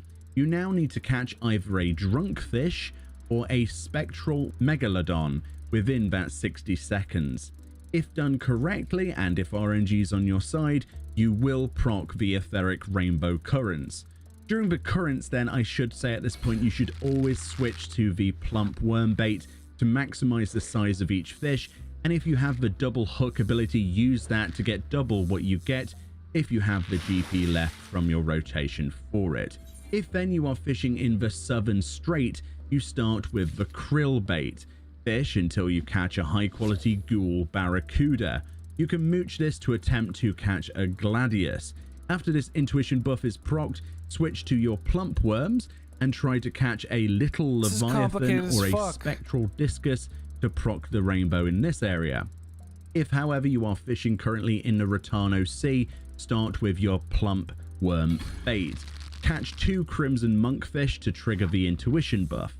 Keep your plump worms equipped and try to fish up a sabaton or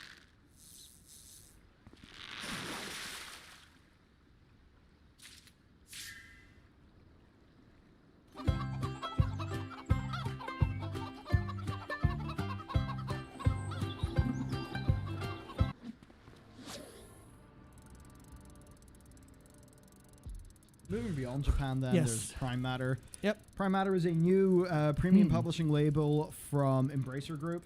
Embracer Group, if you watch our news channel, which I think a lot of people don't even know we have the news channel, but Bellular News, if you look at that, Bellular News channel, we've covered Embracer loads there, but Embracer are gobbling up studios and labels across Europe. It's kind of, and now America, they've got Gearbox as an example. They own Gearbox, so Embracer Group like owns Borderlands.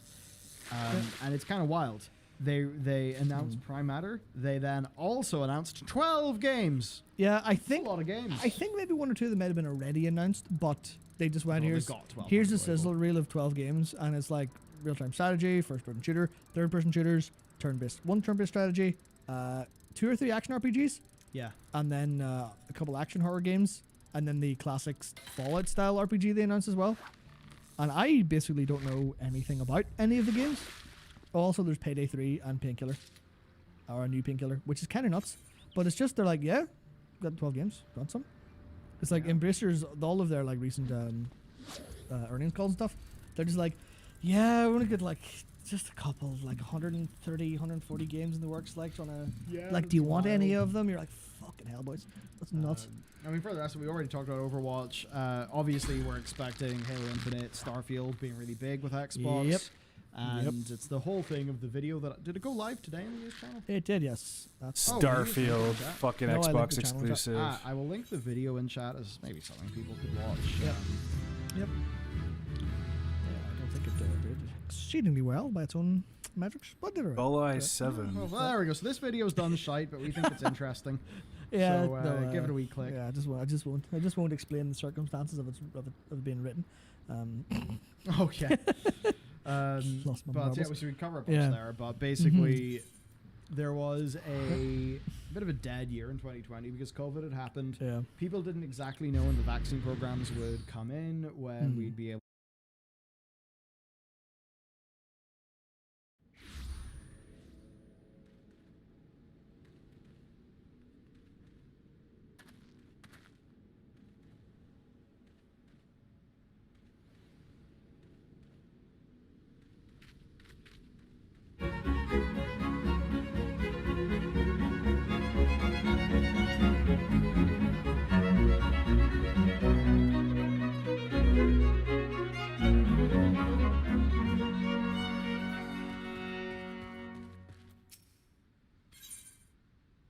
everyone. I'm pleased to have as a guest today Mr. Michael Mellis, an author, columnist, and media personality. He was the subject of the graphic novel Ego and Hubris by the late Harvey Pekar of American Splendor fame. He is the author of Dear Reader, the unauthorized autobiography of Kim Jong-il, 2014. 3,000 experience? As well what the as fuck? The New Right, 2019, a book that I've been reading deeply this week, that was reminiscent to me of the new journalism anthropology of Tom Wolfe. He's the co-author of 7 additional books, including Made in America, the New York Times best-selling autobiography of UFC Hall of Famer Matt Hughes, Concierge Confidential with Michael Fazio, 2011, which was one of NPR's top 5 celebrity books of the year, and most recently, 2016, Black Man, White House, comedian D.L. Hughley's satirical look at the Obama years, also an NYT bestseller. He served as a cultural and political commentator on podcasts with Joe Rogan, Dave Rubin, Tim Pool, my daughter Michaela Peterson twice, and has his own YouTube channel and podcast, You're Welcome. My producer put a note at the bottom of this autobiography. Michael is a comedian with a harsh and fast sense of humor. He's a big fan of yours, but be prepared for a little bit of crazy. I got that impression reading your book, but in the best possible way, I would say. So let's talk about the New Right, if you don't mind. I'd like to dive right into that. So I said in the intro that it was reminiscent to me of the new journalism of the 1960s. When I first read The Electric Kool-Aid Acid Test, which I would recommend to everyone as a brilliant journalistic anthropological investigation into what became the psychedelic culture in the early 1960s. It's a brilliant book. And I got the sense that in the New Right, you were doing much of the same thing for whatever it was that was happening from the time of maybe 2013 to 2016, something like that. Something that actually seems like history already, interestingly enough. And you talk about, from an insider's perspective in some sense, because you were an insider and an outsider at the same time in these groups, but you talk a lot about 4chan and memes and all these subcultures that exist online that are major forces and social domains in their own right, but that are, if not ignored completely by the mainstream media, so to speak, consistently misunderstood. And so, but then by the same, so I'd like to ask you about that. We could start with 4chan maybe. And wait, what the hell? Maybe you could walk us through first what it is, and then what it was, and then what it is now, if it's anything. Because I did get the sense as well that this happened already. Something else is happening now, and I don't know what it is, but whatever it was you were writing about, that's 5 years ago, which is a long time in internet terms. Sure. I think right now, so it needs a first certain of all, level of discussing 4chan collectability. publicly in a context like this, in some kind of studious or serious context, violates the ethos of 4chan. One of the big rules about 4chan is, normies get out, So by talking about it automatically, I'm kind of positing myself as someone who's an outsider. I'm not, on 4chan all the time. But 4chan is kind of emblematic of a broader section of the internet, which wasn't literally only 4chan, but was driven by irreverency, was driven by this idea of that which is presented to us with earnestness should not be taken at face value, that this earnestness is often used as a cudgel and as a mechanism of affecting social control. Certainly you've been the subject of many memes, I'm sure you're familiar with. Yes. But,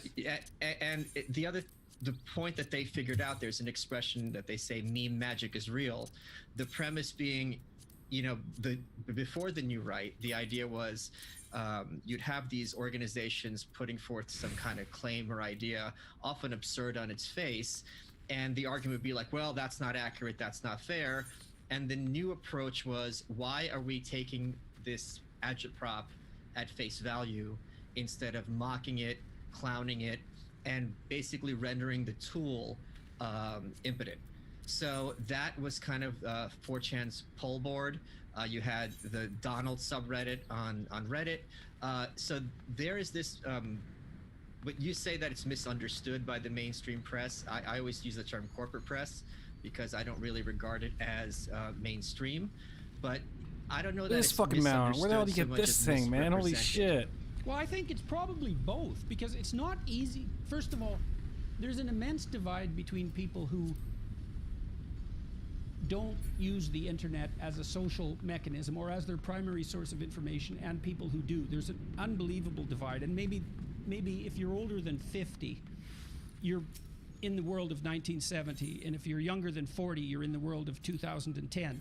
And those are really different worlds. I mean, you talk about the corporate press, and I've been thinking a lot about the technological impact of YouTube and podcasts. So, and this is why I'd like to dig into the misunderstood part first before we go to the misrepresented part. What I saw popping up in your book continually was two things happening in 4chan. There's troublemaking that in some sense is there for its own sake, and I'd like to talk to you about that. There's a political movement, but then there's also this exploration of what is actually a technological revolution. So you think about legacy media. So I've noticed that when I've gone to TV stations and been interviewed by a journalist, I'll have a discussion with the journalist in the green room, and I'm talking to a person then. But as soon as the cameras go on, I'm not talking to a person anymore. I'm talking to someone who's an adept mouthpiece for a massive corporate organization. But that was actually a necessity, because the bandwidth for television was so expensive that it wasn't possible to grant any individual untrammeled access. Keep in mind, any to of these it. apply And so even past the that dead zone. a corporation was never going to allow, except in exceptional cases, any journalist to have what would truly be an individual opinion, and certainly wasn't going to let them explore ideas in real time. Too expensive, too risky. But then now we're in this weird situation, and the 4chan guys were playing with this to some degree, where it isn't obvious that the corporate media platforms have any advantage whatsoever over anyone who's technologically able. I mean, the fact that we can have this discussion, for example. So they do have one. Go ahead. I would say they have one very big advantage, which you've seen yourself, which is the concept of legitimacy. So your previous book, the New York Times refused to basically acknowledge it as being printed in America. So you